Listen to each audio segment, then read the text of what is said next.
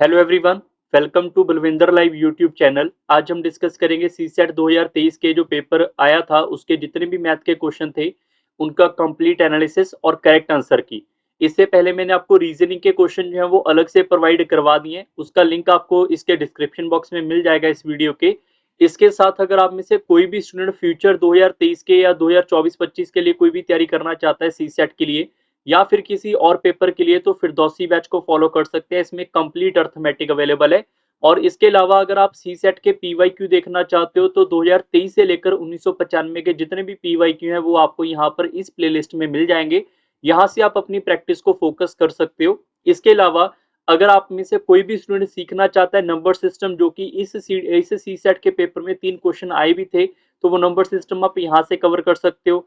Firdausi batch पड़ा हुआ है, डाटा इंटरप्रिटेशन अवेलेबल है, स्टैटिक्स अवेलेबल है, तो काफी प्लेलिस्ट अवेलेबल है। आप कोई भी चैप्टर पढ़ना चाहते हैं फ्री ऑफ कॉस्ट यहाँ से पढ़ सकते हैं।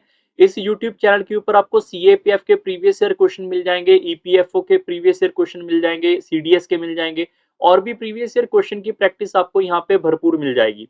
अगर आपको कोई भी प्लेलिस्ट का नहीं समझ आ रहा तो आप मुझे इंस्टाग्राम पे मैसेज करके पूछ सकते हैं, या फिर ये टेलीग्राम है इसको भी ज्वाइन आप कर सकते हैं। सबका लिंक आपको डिस्क्रिप्शन बॉक्स में अवेलेबल है। क्लियर? तो स्टार्ट करते हैं आज के सेशन का पहला question. Raj has 10 pair of red, 9 pair of white, 8 pair of black shoes in a box. If he randomly pick shoe one by one without replacement from the box to get red pair of shoe to wear, what is the maximum number of attempt he has to meet? काफी अच्छा question है और कुछ बच्चों ने इसका answer गलत भी मार्क किया होगा। तो एक बार मैं चाहता हूं कि अभी तो आप घर पे प्रैक्टिस कर रहे हो, जब आप इस वीडियो को देख रहे होंगे तो मैं चाहता हूं कि हर एक क्वेश्चन को आप वीडियो पॉज करके एक बार खुद भी ट्राई करके देखो कि आपका आंसर क्या आ रहा है, ताकि अगर मान लो पेपर में ऐसा क्वेश्चन आए तो आप उसको कैसे हैंडल करोगे। ठीक है, सबसे पहले तो यहाँ पे लिखा हुआ है रेड पेयर। पेयर का मतलब होगा यहाँ पे दो होंगे यहाँ पे रेड वाले। जैसे उसने लिखा हुआ है कि उसके पास यहाँ पे 10 पेयर किस वाले हैं, रेड वाले हैं। मतलब अगर रेड की बात करेंगे तो रेड के उसके पास टोटल 10 पेयर हैं। अगर 10 पेयर होंगे तो टोटल शू कितने होंगे, 20, क्योंकि दो पेयर को मिला, दो शू को मिला के तो पेयर बनेगा। फिर से आप चेक कर सकते हैं, जैसे व्हाइट है, व्हाइट के उसने 8 पेयर बोला हुआ है, सॉरी व्हाइट के 8 नहीं है, व्हाइट के 9 है, तो इसके पेयर कितने, इसके हमारे पास शू 18 हो जाएंगे। ऐसी लास्ट में बोला हुआ है हमारे पास यहाँ पे ब्लैक वाला, ब्लैक वाले के हमारे पास 8 पेयर है, तो इसके शू कितने हो जाएंगे मेरे पास, टोटल 16। ये क्लियर हो गया। अब उसने पूछा हुआ है कि मैक्सिमम अटेम्प्ट करना है। इस बात को तो मैंने बहुत बार पढ़ाया हुआ है कि अगर आपको मैक्सिमम चाहिए तो मिनिमम वाला डाटा को आपको यहाँ पे ध्यान रखना पड़ेगा। अगर आपको मिनिमम चाहिए तो मैक्सिमम वाले डाटा को ध्यान रखना होगा। जैसे इसमें आपसे क्या पूछा है, मैक्सिमम रेड कलर, तो रेड कलर को तो पहले भूल ही जाओ, पहले आप इन्हीं को पेयर वाइज उठाओगे। जैसे मान लो इसके यहाँ पे 16 शू है, ठीक है, तो 16 यहाँ से उठाए, 18 यहाँ से उठाई, तो टोटल कितने हो गए यहाँ पे, 34 पेयर हो गए, 34 शू हो गए। सर 34 शू कैसे हो जाएंगे, हमारे पास या तो 8 उठाएंगे या 9 उठाएंगे। भाई ऐसा क्वेश्चन यहाँ पे नहीं लिखा हुआ, आप ध्यान से इस क्वेश्चन को पढ़ सकते हैं। उसने पूछा कितने अटेम्प्ट करने पड़ेंगे।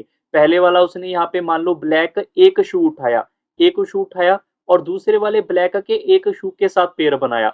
हो सकता है ये वाले ब्लैक शू को उठाकर वो व्हाइट वाले के साथ पेयर बना दे। तो ऐसे कितने पेयर बन सकते हैं यहाँ पे, 34 तो बन सकते हैं। इस बात को सब बच्चों को समझ आ गया 34 पेयर कहाँ से आए। इसके अलावा ऐसा भी तो हो सकता है कि जो रेड वाले हैं, रेड वाले टोटल हमारे पास यहाँ पे 20 हैं, रेड वाले का यहाँ पे 20 है, तो उसमें से 10 को अलग लिख लो, 10 को अलग लिख लो। जो ये वाले 10 हैं, ये वाले 10 क्या पता ये वाले 10 हम यहाँ पे ब्लैक के साथ या फिर व्हाइट के साथ इसको मिलकर एक यहाँ पे हम अपना अटेम्प्ट बढ़ा सकें। तो यहाँ पे 10 अटेम्प्ट हम और इंक्रीज कर सकते हैं, क्योंकि हमें मैक्सिमम लेकर जाना है। तो आंसर आपका 44 होना चाहिए था, but 44 is a wrong answer, क्योंकि रेड अभी तक पेयर पूरा नहीं आया। रेड के हमने सिर्फ सिंगल सिंगल यहाँ पे पॉइंट जो है वो पिक किए हुए हैं। अभी अगर इसके अलावा कोई पॉसिबिलिटी और बचेगी नहीं, अगर आपको एक यहाँ पे और अटेम्प्ट करना पड़ा तो एक अटेम्प्ट के अंदर क्या करोगे आप, ये वाला 10 में से एक हिस्सा आप इसको और दोगे, तो यहाँ पे आपका 10 वाला ये और एक इसका, तो जाके आपका एक रेड पेयर जो है वो बन पाएगा। तो हम बोल सकते हैं टोटल इसके 45 अटेम्प्ट रहे होंगे। तो ऑप्शन नंबर डी इसका सही है। क्वेश्चन नंबर सेकंड के ऊपर चलते हैं। In how many way can a batsman score exactly 25 run by scoring a single run, 4 run, 6, irrespective of the sequence of scoring shot. काफी अच्छा क्वेश्चन है, वीडियो पॉज करके आप ट्राई कर सकते हैं। मतलब आपको इतने अटेम्प्ट यहाँ पे बनाने पड़ेंगे, 21 तक सोचने पड़ेंगे, क्या पता 21 आंसर हो, क्या पता 18 हो, बट आपको 21 तक के लिए कैपेबिलिटी यहाँ पे सोचनी पड़ेगी। इन क्वेश्चंस के लिए कोई शॉर्टकट नहीं होता। ये क्वेश्चंस आपको कोई भी सिलेबस के अंदर कोई भी टीचर नहीं करवाते। ये सिर्फ आपका प्रेजेंस ऑफ माइंड चेक किया जाता है कि आप कितना एट ए टाइम पेपर में सोच सकते हैं। बात समझ आ रही है? जैसे कि अगर मैं यहाँ पे 6 की बात करूँ, यहाँ पे 4 की बात करूँ और यहाँ पर 1 की बात करूँ, आप सारे बच्चे इतना तो सभी बच्चे समझते हैं कि हमें स्कोर कितने लगाने हैं, टोटल यहाँ पे 25। तो अगर हमें यहाँ पे स्कोर 25 लगाने हैं, तो ऐसा भी तो यहाँ पे अटेम्प्ट हो सकता है कि सारे के सारे स्कोर मैं यहाँ पे 25 रन दौड़ के ले लूं, यहाँ पे इसको और इसको 0 रख लूं, तो 25 हो गए। बात समझ आ रही है ना? ये टोटल आपको 25 मार्क करना है, तो 25 हो गए यहाँ पे।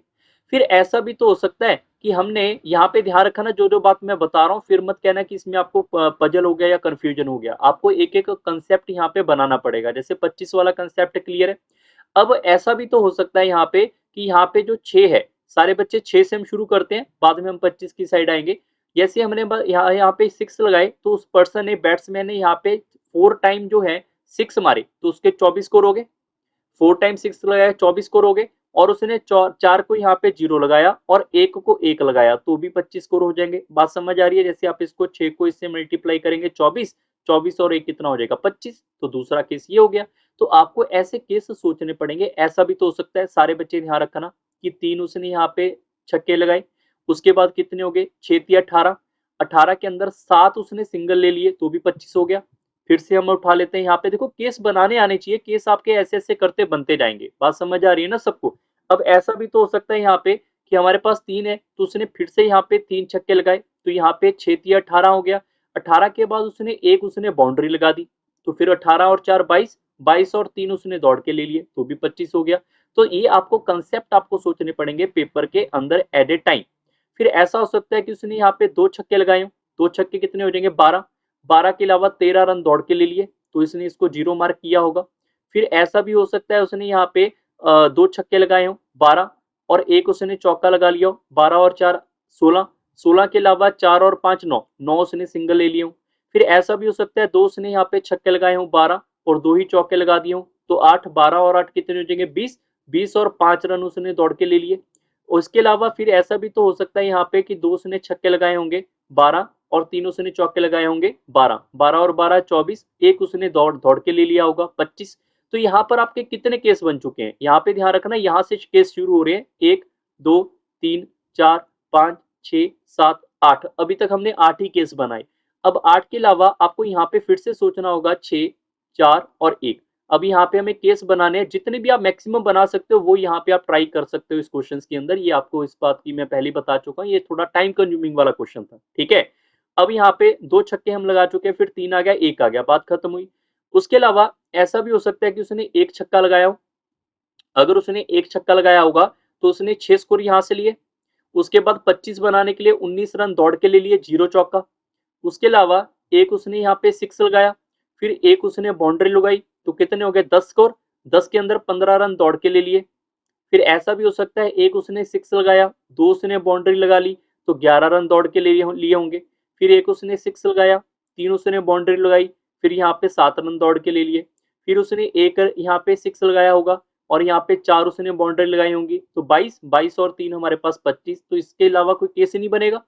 फिर ऐसा भी हो सकता है कोई 6 लगे ही ना, अभी तक हमने 6 को यहाँ पे लगाते जा रहे हैं, कोई 6 ना ही लगे, ऐसा भी तो कंडीशन हो सकती है ना, सिर्फ बाउंड्री के बेस के ऊपर क्वेश्चन बन जाए।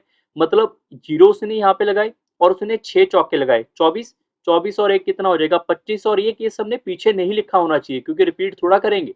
फिर इसके अलावा चेक कर लेते हैं कि 0 उसने यहाँ पे 6 लगाए, फिर उसने यहाँ पे 5 बाउंड्री लगाई, तो 20, 20 और 5 कितने हो जाएंगे फिर से 25। फिर हमारे पास यहाँ पे 0 हो जाएगा, यहाँ पे 4 बाउंड्री लगाएंगे और ये 9 हो जाएगा। चेक करते रहो आप भी एक बार, 0 हो जाएगा, यहाँ पे 3 हो जाएगा, यहाँ पे 13 हो सकता है। फिर हमारे पास 0 हो जाएगा, ये 2 हो जाएगा और यहाँ पे हमारे पास 17 हो सकता है। इसके अलावा यहाँ पे हमारे पास 0 हो जाएगा, 1 हो जाएगा और यहाँ पे हमारे पास 21 हो सकता है। तो यही केस बनेंगे। अगर किसी बच्चे को लगता है नहीं सर और भी केस बनेंगे, तो वो भी आप यहाँ पे ट्राई कर सकते हैं, ऐसे कोई पंगे वाली बात नहीं है, ठीक है। अभी हमने 8 केस यहाँ पे देखे थे, दोबारा से काउंट कर लेते हैं, 1 2 3 4 5 6 7 8, 8 यहाँ पे, 9 10 11 12 13 14 15 16 17 18 19। तो मेरे अकॉर्डिंग तो आंसर इसका बी ऑप्शन आना चाहिए, इसके अलावा कोई केस नहीं बनेगा। क्लियर? क्वेश्चन नंबर 3 के ऊपर चलते हैं। There are only four letter, four envelope, and exactly one letter is to be put in exactly one envelope with the correct address. If the letter are randomly inserted into the envelope, then consider the following statement. ये आपके पास statement available है, ठीक है। सबसे पहले यहाँ पे letter को लिख लेते हैं L1 और L2 और L3 और यहाँ पे L4 और एनवेलप है हमारे पास E1, E2, E3 और E4। क्लियर। उसने लिखा हुआ है it is possible that exactly one letter goes to the incorrect envelope. मान लेते हैं जो L2 था उसके लिए मैंने यहाँ पे E3 को फिक्स किया हुआ है और जो L1 है मान लेते हैं वो हमारे पास E1 के लिए फिक्स किया हुआ है, सिर्फ एग्जाम्पल की ओर से कि ये अगर सही जाएगा तो ये करेक्ट होगा, ये अगर सही जाएगा तो करेक्ट होगा। बट हुआ क्या, जब हमने इनको भेजना था तो मैंने गलती से यहाँ पे L2 को उठा के मान लो E1 में रख दिया। मैंने L2 को उठा के E1 में रख लिया तो ये क्या हो गया, इनकरेक्ट हो गया। तो आप सारे बच्चे समझ पाए हो कि इनकरेक्ट एक हो गया। बट अगर ये इनकरेक्ट हो गया तो L1 की पोजीशन जो थी वो E1 में थी, तो उसकी पोजीशन तो E3 में जाएगी, तो वो भी तो इनकरेक्ट होगा। तो मतलब एक गलत हुआ तो दूसरा ऑटोमेटिकली गलत हो सकता है। तो हम कह सकते हैं यहाँ पे कि एक लेटर यहाँ पे गलत नहीं हो सकता, दो लेटर गलत होने जरूरी थे। दैट्स वाई पहला ऑप्शन आपका गलत है। क्लियर। दूसरा लिखा हुआ है there are only 6 way in which only 2 letter can go into the correct envelope. हमारे पास टोटल एनवेलप है कितने, टोटल 4, उसमें से 2 को सही रास्ते भेजना है तो 2 को सिलेक्ट करके भेजेंगे। सिलेक्ट करने को बोलते हैं कॉम्बिनेशन। तो इसका फॉर्मूले का शॉर्टकट क्या था, 4 इंटू 2, 4 इंटू 3 डिवाइड बाई 2 का factorial 2 into 1। So after that is a 6। और ये हमारे पास इसके 6 तरीके आने चाहिए। हाँ भैया 6 तरीके आ रहे हैं, इसका मतलब ये सही है। तो ऑप्शन नंबर बी आपका सही होगा। जिसको ये शॉर्टकट नहीं आता वो स्टूडेंट ये फॉर्मूला लगा सकते हैं एनसीआर का, that is equal to n factorial r factorial n minus r factorial. तो भी आपका आंसर ये 6 ही आएगा। आप इस फॉर्मूले से भी जा सकते हैं। क्वेश्चन नंबर नेक्स्ट के ऊपर 4 के ऊपर चलते हैं। 4 नंबर क्वेश्चन जो है, अगर आपने प्लेलिस्ट देखी होगी नंबर सिस्टम की जो मैंने स्टार्टिंग में आपको बताई थी, उसका लिंक आपको डिस्क्रिप्शन बॉक्स में भी मिल जाएगा। नंबर सिस्टम फॉर सीडीएस, उसमें ये सारे के सारे क्वेश्चन आपको करवाए हुए हैं। जैसे लास्ट 2 डिजिट कैसे फाइंड करते हैं, लास्ट डिजिट कैसे फाइंड करते हैं, रिमाइंडर कैसे करते हैं सॉल्व, वो सारे क्वेश्चन आपको वहां पे अवेलेबल है। और इस सी सेट के पेपर में आए भी है, उनके ऊपर 3 से 4 क्वेश्चन आए हुए हैं। ठीक है, तो आप उन प्लेलिस्ट को लगाओगे तो आपका बेनिफिट होने वाला है। अब इस क्वेश्चन का डायरेक्ट आंसर देख लेते हैं। देखो रिमाइंडर क्या होता है। मान लो मैंने लिखा है यहाँ पे 8 को अगर मैं यहाँ पे 4 से डिवाइड करूंगा, रिमाइंडर बताओ। तो हर एक बच्चे को पता है कि यार अगर 8 को 4 से डिवाइड करेंगे तो यहाँ पर ना ये 2 बार चला जाएगा, रिमाइंडर तो कुछ बचा ही नहीं। ये तब नहीं बचेगा अगर यहाँ पर ये कट जाएगा प्रॉपरली। जैसे कि मैं लिख देता हूँ यहाँ पे दोबारा से समझाने के लिए, 6 मल्टीप्लाई बाय 2 डिवाइड बाय 4, इसका रिमाइंडर बताओ। हमें पता है 6 इंटू 2 करेंगे 12, 12 4 से कट जाएगा, इसका रिमाइंडर 0 आएगा। आप इसको ऐसे भी तो कट कर सकते हैं ना, यहाँ पे 2 बार और ये इससे कट गया 3 बार, तो आपने देखा यार डिनोमिनेटर कट गया तो रिमाइंडर क्या आएगा, 0। तो यही कंसेप्ट यहाँ पे था। आपको यहाँ पर ये पता है कि ये वाला नंबर है और 100 से डिवाइड करना है। अगर ये वाले नंबर को मैं 100 से डिवाइड करने की बात कर रहा हूँ तो आप इसको यहाँ पे सबसे पहले कट करेंगे 5 के टेबल पे, ये 19 हो जाएगा, ये 20 हो जाएगा। फिर 5 के टेबल पे ये 17 हो जाएगा, ये हमारे पास यहाँ पे 4 हो रहा है। ये इससे कट जाएगा हमारे पास यहाँ पे 24 टाइम, तो डिनोमिनेटर कट गया तो रिमाइंडर इसका 0 होना चाहिए। ये इस क्वेश्चन का सही उत्तर है और इस पेपर के अंदर ये क्वेश्चन फ्री का नंबर है। क्लियर। क्वेश्चन नंबर नेक्स्ट के ऊपर चलते हैं। What is a unit digit, ये भी एक फ्री का नंबर है। अगर आपने यहाँ पे ये वाला प्रोसेस समझा होगा तो कुछ बच्चे इसको मल्टीप्लाई करने बैठ गए, आपको मल्टीप्लाई नहीं करना था। यूनिट डिजिट का मतलब होता है आगे जो भी नंबर है उसको इग्नोर करो, सिर्फ ये वाला नंबर लिखेंगे हम यहाँ पे 2। और जितनी इसकी पावर है, जितनी इसकी पावर है 9 इंटू 7 इंटू 5 इंटू 3 इंटू 1, जो मर्जी इसकी पावर हो, चाहे हम यहाँ पे इवन नंबर है चाहे ऑड नंबर है, हमेशा इसको 4 से डिवाइड करके इसका रिमाइंडर फाइंड किया जाता है। क्यों, क्योंकि ये साइक्लिसिटी का कंसेप्ट है, वो भी आपको यूनिट डिजिट में करवाया हुआ है, उसको भी जाके आप वहां से पढ़ सकते हैं। अब अगर 4 हम 9 से डिवाइड करेंगे तो इसका एक रिमाइंडर आएगा। अगर मैं 4 को 7 से डिवाइड करूंगा 3 रिमाइंडर आएगा।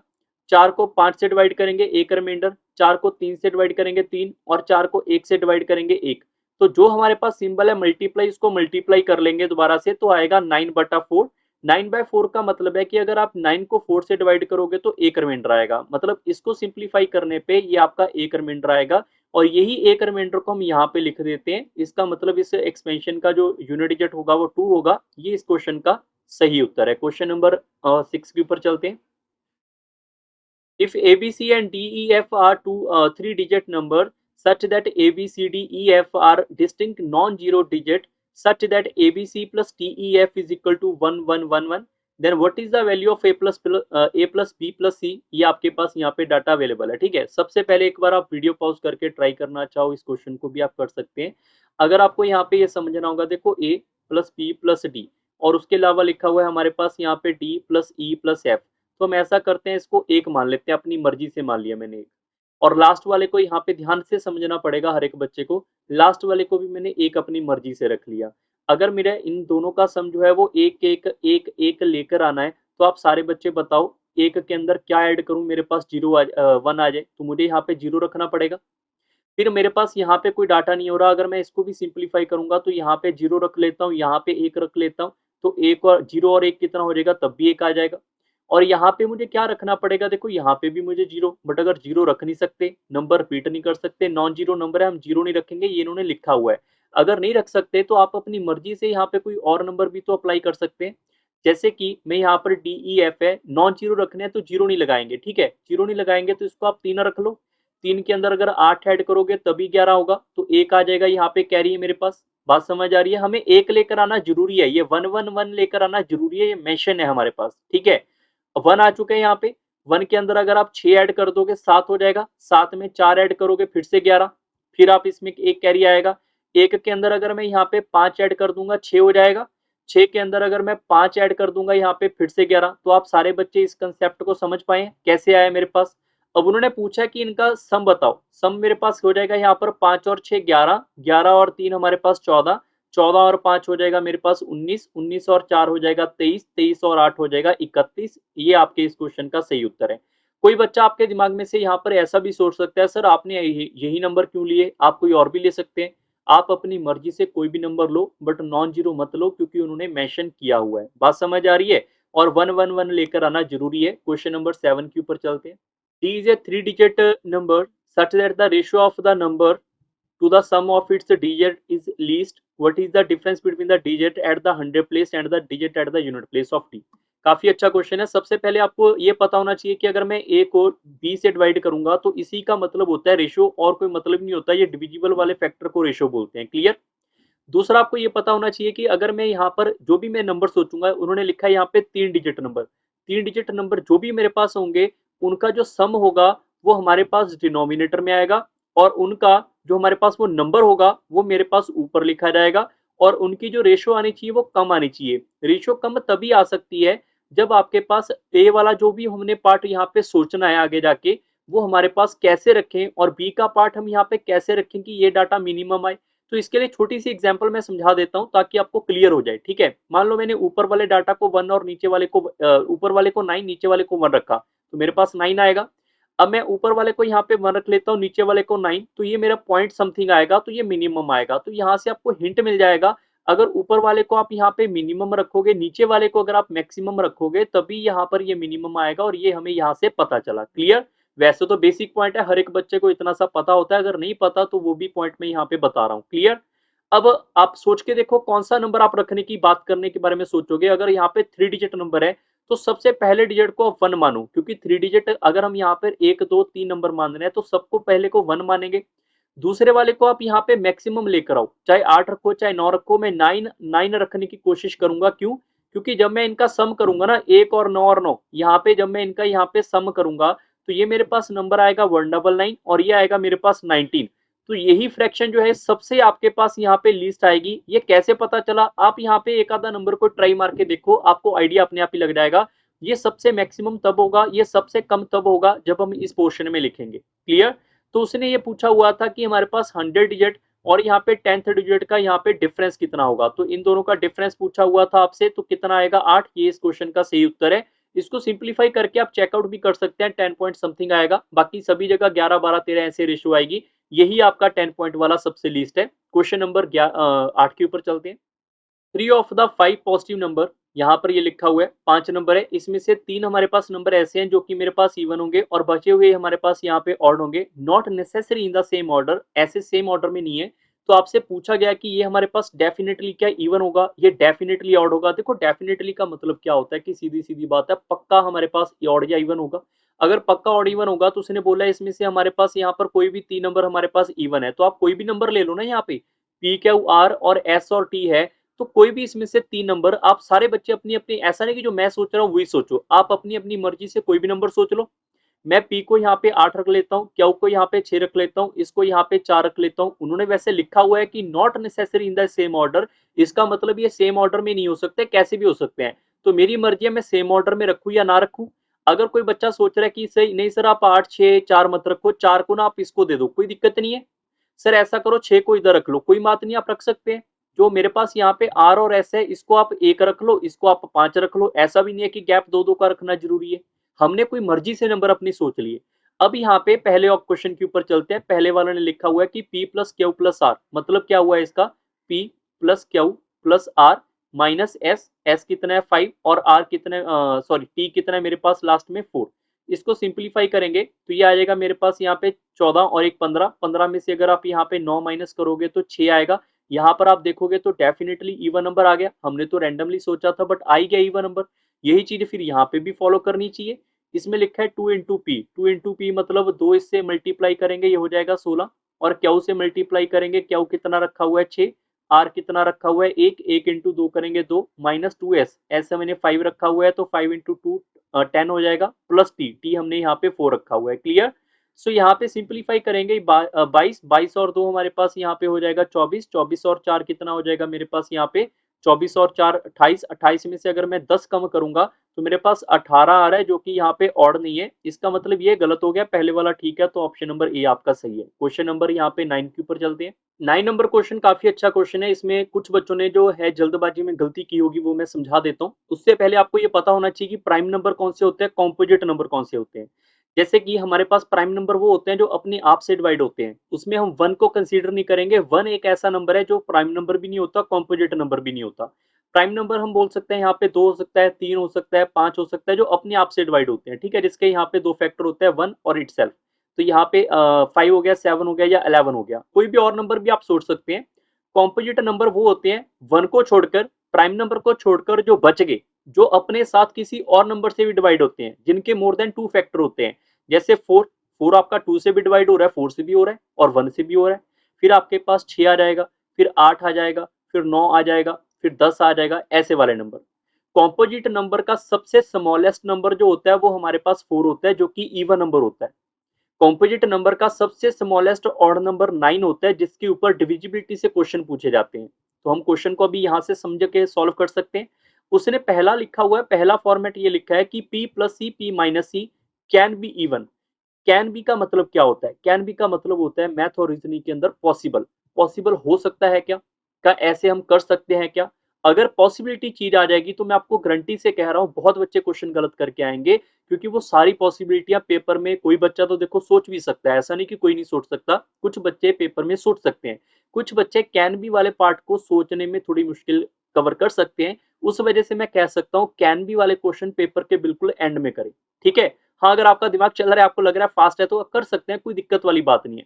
डेफिनेटली ये वाले कर सकते हैं आप सारे बच्चे वैल्यू मानकर, बट कैन बी वालों को आपको सोचना पड़ेगा। जैसे कि कैन बी के लिए हमने यहाँ पर देखा कि उसने इवन नंबर बोला है, तो अगर इवन नंबर बोला है तो मैं ऐसे कर लेता हूँ कि जो पी है, पी को अपनी मर्जी से 2 रख लेता हूँ, सी को अपनी मर्जी से यहाँ पे 4 रख लेता हूँ। यहाँ पर ये वाला सी और ये वाला पी है ना, मैंने अपनी मर्जी से यहाँ पे रख लिया, P is a prime number, C is a composite number. तो पहली टर्म के अंदर क्या लिखा हुआ है, p प्लस सी, मतलब 2 plus 4 divide by p minus c, तो यहाँ पे 2 माइनस 4, तो ये कितना आ जाएगा मेरे पास, ये 6 माइनस 2 आ रहा है, कट करने पे मेरे पास माइनस 3 आ रहा है। माइनस 3 से ये पता चल गया कि ये ऑड नंबर है, माइनस में है बट ऑड नंबर है, बट उन्होंने इवन पूछा हुआ था। तो कुछ बच्चे सोचेंगे सर ये तो गलत हो गया, गलत नहीं है भैया, मैंने आपको ये बोला है कि आपको वैल्यू इमेजिन करनी पड़ेगी। वैल्यू इमेजिनेशन का मतलब है आपको उन दोनों का सम जो है, दोनों का डिफरेंस है, ऐसे अरेंज करना है कि वो मेरे पास यहाँ पे इवन नंबर आ जाए, खुद ही आ जाए। बात समझ आ रही है सबको, आई होप थोड़ा बहुत आप इसको समझ जो है वो पाए होंगे। जैसे कि अगर मैं यहाँ पर p को मान लेता हूँ कि 3 है और कॉम्पोजिट नंबर है 9, तो इन दोनों को ऐड करेंगे यहाँ पे, ये कितना हो जाएगा 12, और इन दोनों का डिफरेंस लेंगे यहाँ पे -6, तो 12 डिवाइड बाय -6 कितना हो रहा है, -2 हो रहा है, that is a even number, minus में आ रहा है, मतलब ये हाँ इवन नंबर हो सकता है, हाँ भैया इवन नंबर हो सकता है। बात समझ आ रही है, मतलब इससे आंसर नहीं आया तो आपको आंसर चेंज करना पड़ेगा, क्योंकि कैन भी यहाँ पे लिखा हुआ है, और जो मैंने वैल्यू रखी है ऐसा नहीं कि इसी वैल्यू से, आप कोई और वैल्यू भी सोच सकते हैं। आप 6 और 2 को लेकर चला के देखो तब भी आपका आंसर आ जाएगा। बात समझ आई सबको? आई होप सबको ये वाला पॉइंट क्लियर हो चुका होगा। दूसरा ऑप्शन चलते हैं। दूसरा लिखा हुआ है 2 into P plus C can be odd number. तो यहाँ पे अगर आप कोई भी यहाँ पे पी के अंदर डाटा लिखोगे, सारे बच्चे ध्यान रखना, पी के अंदर मान लो यहाँ पे 2 इंटू पी को मैंने यहाँ पे 2 रख लिया, तो ये हो गया 4। 4 के अंदर अगर मैं सिर्फ ऑड नंबर को ऐड करूंगा तभी यहाँ पे ऑड नंबर आएगा। तो ऑड नंबर है कितना मेरे पास कॉम्पोजिट में, यहाँ पे 9 पड़ा हुआ है, तो 9 को ऐड कर लेंगे। तो ये 4 प्लस 9 कितना हो जाएगा मेरे पास? आप सारे बच्चे समझ पाए हो, ऑड नंबर हो जाएगा। तो ये भी ट्रू है क्योंकि कैन भी लिखा है तो कोई भी वैल्यू सोचो। थर्ड लिखा हुआ है आपके पास p into c can be odd number. हाँ भैया, थर्ड वाले के अंदर ऑड नंबर का प्रोडक्ट लेना है, 2 नंबर का प्रोडक्ट ऑड ही होगा। तो यहाँ पे पी वाले को आप यहाँ पे 3 रख लो और सी वाले को भी यहाँ पे 9 रख लो। दोनों के दोनों ऑड है, अगर दोनों को मल्टीप्लाई करेंगे ये भी 27, ये भी सही हो सकता है। तो ऑप्शन नंबर डी आपका सही होगा। नेक्स्ट क्वेश्चन नंबर के ऊपर चलते हैं। A three-digit number ABC is multiplied with the D gives it 37DD where ABCD are different and non-zero digit. What is the value of ABC? काफी अच्छा question है ये। क्वेश्चन मैं कह सकता हूँ कि एक बिल्कुल ही डिफरेंट टाइप का क्वेश्चन है। अगर काफी बच्चे, यही क्वेश्चन मैं आपको पहले भी बता चुका हूँ, इस टाइप के क्वेश्चन आप इमेजिनेशन से जल्दी भी नहीं कर पाओगे और ना ही ये क्वेश्चन आपको किसी ने पहले करवाए होंगे, क्योंकि ये स्टूडेंट जो है, जो भी प्रेजेंस ऑफ माइंड से खेल पाते हैं पेपर में, वही अटेम्प्ट कर पाते हैं और हर एक स्टूडेंट इस क्वेश्चन को नहीं सॉल्व कर सकता। ठीक है, बट अगर आप इसको प्रैक्टिस करोगे तो ये क्वेश्चन आप सोच पाओगे पेपर में। उसके लिए हम प्रीवियस ईयर क्वेश्चन जरूर सॉल्व करें, जितने भी मैं आपको करवा चुका हूं वो भी आप फ्री ऑफ कॉस्ट लगा सकते हैं यूट्यूब से। जैसे इससे मिलते जुलते क्वेश्चन आपको और भी वहां पे मिल जाएंगे। अब इस क्वेश्चन की बात यह है कि अगर मैं एबीसी को मल्टीप्लाई करूं, यहाँ पर एबीसी को यहाँ पे मल्टीप्लाई करूं डी से, तो मेरे पास नंबर आना चाहिए 37DD, यही नंबर आना चाहिए। तो आपको ना तो ए पता है, ना बी पता है, ना सी और ना डी। आपको तीनों के चारों नंबर क्या करने पड़ेंगे? इमेजिन करने पड़ेंगे। अब कोई भी स्टूडेंट अगर सोचना चाहता है फ्री बैठा हुआ, तो ये सोच सकता है सर अगर मैं यहाँ पे 2 रख लेता हूँ, सारे बच्चे बताओ, यहाँ पे 2 रख लेते हैं, ये 3 रख लेते हैं और ये 4 रख लेते हैं। मैंने अपनी मर्जी से 2 3 4 नंबर ले लिया। अगर 2 3 4 नंबर ले लिया तो अगर मैं इसको यहाँ पे 9 से मल्टीप्लाई करूंगा, सारे बच्चे ध्यान से समझना, अगर मैं इसको 9 से मल्टीप्लाई कर देता हूं तो सिर्फ वर्बली सोच के देखो, यहाँ पर ये कम से कम आपके पास 200 है। 200 से अगर आप 9 से मल्टीप्लाई करोगे 1800 1900 के आसपास आंसर आएगा। 18 19 के आसपास आने का मतलब है 3700 तो नहीं आ सकता। तो मतलब ये नंबर आपका इतना छोटा तो नहीं हो सकता। ये बात समझ आई सबको? ये चीज आपको सीखनी है, क्योंकि पेपर के अंदर जो चीज सीखी जा सकती है वही तो हम समझा सकेंगे। बाकी तो खेल है कि आप प्रेजेंस ऑफ माइंड से कितना सॉल्व कर सकते हैं। जैसे कि मैं एग्जांपल दे रहा हूँ, यहाँ पर ये 3600 के आसपास है, 3600 के आसपास, 3700 के आसपास है, 3600 से थोड़ा सा ज्यादा है। मतलब यहाँ पे जो पहला नंबर होगा उसको आप सबसे बड़ा रखो, क्योंकि अगर मैं 900 रखूंगा, 900 को अगर मैं यहाँ पे 4 से मल्टीप्लाई करूंगा तब मेरे पास 3600 आ सकता है। बात समझ आ रही है? और कहाँ पे 3600 आ सकता है आप खुद सोच के बताओ। 8 को किससे मल्टीप्लाई करोगे 3600 आ जाए? 8 को आप यहाँ पे 4 से मल्टीप्लाई करोगे 3200 आएगा। 8 को 5 से मल्टीप्लाई करोगे 4000 पहुंच जाएगा, तो भी नहीं बात बनेगी। फिर आप यहाँ पे 7 रख के सोचो, 7 को कुछ मल्टीप्लाई करोगे 5 के साथ अगर करोगे तो 3500 आएगा, तब भी 3700 नहीं आएगा। अब यहाँ पे आप 6 सोच के देखो, 6 से भी नहीं, किसी से नहीं आएगा। सिर्फ 9 और 4 का पेयर जो है वही यहाँ पर आ सकता है। बात समझ आ रही है सबको? मतलब जो हमने यहाँ पे सोचा वो ये नंबर ये होगा, तो इसका मतलब जो नंबर आया होगा 3744 आया होगा, क्योंकि डी को हमने ये सोचा और डी को हमने ये पाया। बात क्लियर? अगर आपको ये समझ आया तो आपको फिर से सोचना होगा कि हम इसको किससे मल्टीप्लाई करें कि मेरे पास ये नंबर जो है वो एग्जैक्टली आ जाए। तो आप सोच के देखो कि यार 900 है, 900 को 4 से मल्टीप्लाई करेंगे तो भैया 3600 आएगा। अगर मैं 900 को 900 के अंदर कुछ नंबर को तोड़ के यहाँ पे लिख दूं, जैसे कि यहाँ पर ये 2 डिजिट नंबर है, अगर मैं इसको यहाँ पे 20 लिख देता हूँ और इसको मल्टीप्लाई बाय 4 करूंगा, तो सारे बच्चे देखो यहाँ पे 900 को 4 से करेंगे 3600 और इसको करेंगे तो ये 80 आएगा। 80 नंबर आएगा। बात समझ आ रही है ना? ये 80 के आसपास आएगा। बट आपको कितने चाहिए? आपको तो 144 चाहिए। तो आपको 3600 में 144 चाहिए, तभी तो 3744 आएगा। तो मतलब ये कह सकते हैं कि आपको मैं किस नंबर को बोलूं कि मल्टीप्लाई करो। सारे बच्चे ध्यान से समझो, किस नंबर से आप मल्टीप्लाई करो यहाँ पे 4 के साथ, कि आपके पास यहाँ पे 144 आए। तो आप इससे कट करेंगे तो आपके पास x की वैल्यू जो आएगी वो आएगी मेरे पास यहाँ पे 3 टाइम और ये आएगी 6 टाइम। तो मतलब ये 36 रहा होगा। जब आप इसको 36 से मल्टीप्लाई करेंगे यहाँ पे तो 144 पे आएगा, और अगर आप पूरे नंबर को मल्टीप्लाई करेंगे तो ये भी नंबर आएगा। मतलब ये हो गया कि ए मेरे पास यहाँ पे 9 होगा, बी मेरे पास यहाँ पे 3 होगा और सी मेरे पास यहाँ पे 6 होगा। तो इन तीनों का आपसे पेपर में सम पूछा गया। तो 9 और 3 12 और 6 18, तो ऑप्शन नंबर ए इसका सही है। क्वेश्चन नंबर नेक्स्ट 11 के ऊपर चलते हैं। For any choice of XYZ, the 6-digit number of form the XYZ is divisible by what? तो ये क्वेश्चन आपको XYZ जब भी रिपीट होता है हमारे पास यहाँ पर, ये किससे डिविजिबल होता है, ये मैंने बहुत बार आपको रटाया हुआ है, याद ही करवाया हुआ है। तो ये हमेशा आपके पास इस नंबर से डिवाइड होता है, ये चीज आप याद रख सकते हैं। क्लियर? ऐसा क्यों होता है वो भी मैंने आपको नंबर सिस्टम प्लेलिस्ट में बताया होगा, और इसके रिलेटेड और भी कंसेप्ट बताए हैं, जैसे कि 1001। अगर आपके पास ये नंबर है, इसको अगर एक्स वाई से मल्टीप्लाई करोगे तो क्या नंबर आएगा, 101 को अगर आप एक्स वाई से मल्टीप्लाई करोगे तो क्या नंबर आएगा, वो भी आपको कंसेप्ट बता रखे हैं। क्वेश्चन नंबर 12 के ऊपर चलते हैं। ये भी क्वेश्चन आपको मैंने क्यूब जो है वहां पे करवाए थे CAPF और एफकेट के रीजनिंग के कोर्स के अंदर, क्योंकि वहां पे मैंने आपको क्यूब एंड डाइस पढ़ाया था। तो इसके डाई क्यूब के जितने भी इसके 4 क्वेश्चन बनते हैं, पांचवा छठवां क्वेश्चन तो हर एक बच्चा कर लेगा, कॉर्नर वगैरह वाला। टोटल इसके 4 क्वेश्चन बनते हैं, उनमें से एक क्वेश्चन ही आ चुका है। तो इसको एक बार समझ लेते हैं कि 125 आइडेंटिकल क्यूब है, अरेंज कर दी गई है एक क्यूबिकल ब्लॉक के अंदर। हमारे पास यहाँ पर एक क्यूब बनाने की कोशिश कर लेते हैं ऐसे। यहाँ पर एक बड़ी क्यूब बना लेते हैं कि ये मेरे पास ये क्यूब है, मान के चलना ये क्यूब है, ठीक है। थोड़ी सी मेरी डायग्राम ऐसे बनी है।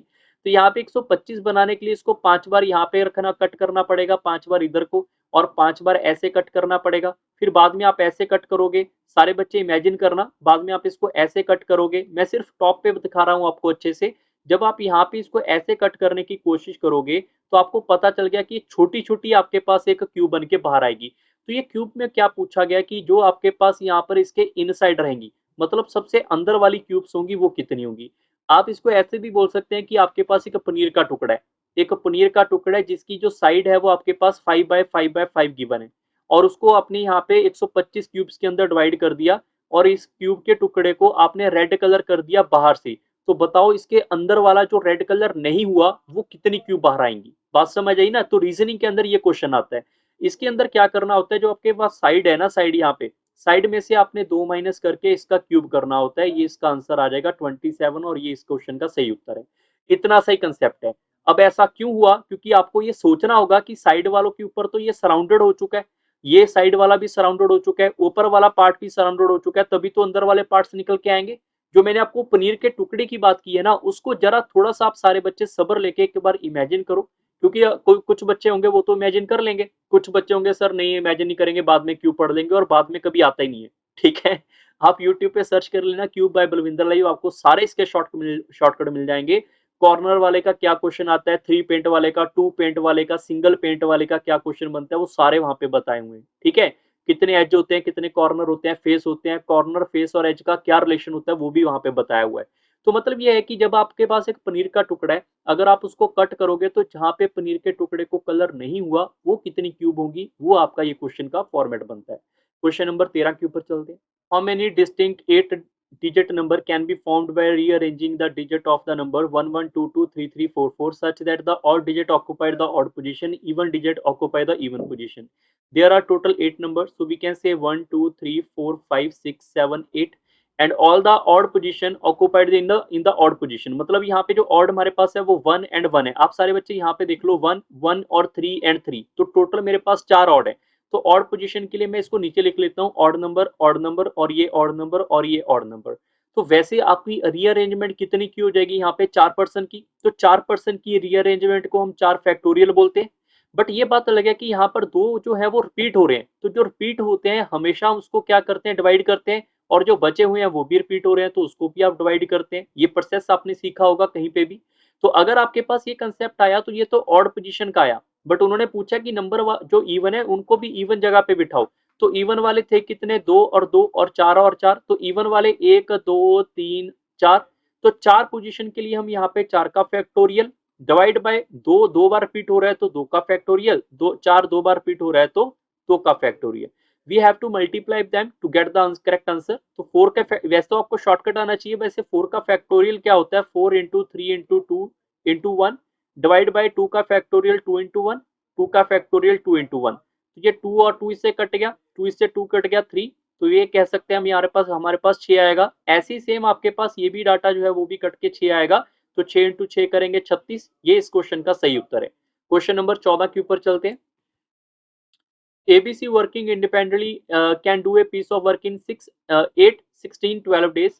A alone work on Monday, B alone on Tuesday, C alone on Wednesday.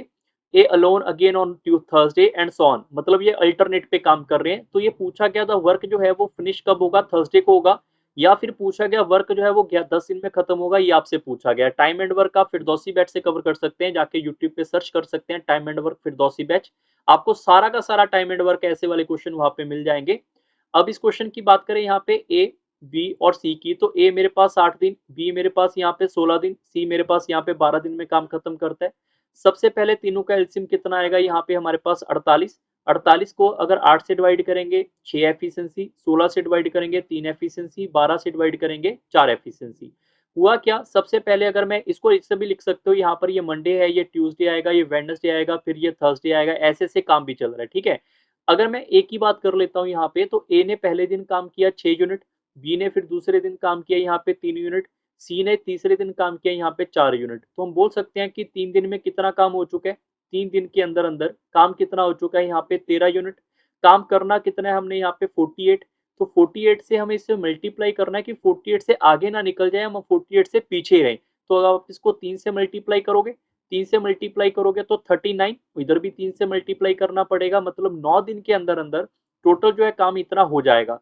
तो जो 10th डे आएगा, 10th डे अब बारी किसकी आएगी, ए की, तो ए आएगा, ए 6 यूनिट काम कर देगा।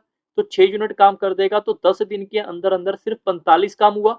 बट उन्होंने क्या पूछा है, उन्होंने पूछा है क्या ये थर्सडे को सॉरी 10 दिन में काम खत्म हो गया, नहीं, अभी तो 10 दिन में 45 काम हुआ है। अभी 11 नंबर आएगा, 11 नंबर के अंदर बी की बारी है, तो बी अपनी 3 यूनिट यहाँ पे और खत्म करेगा, तो 48 काम हो जाएगा। तो हम ये बोल सकते हैं कि 11 दिन के अंदर अंदर अभी 48 काम हुआ है। तो उसके बाद जो सी है वो आएगा।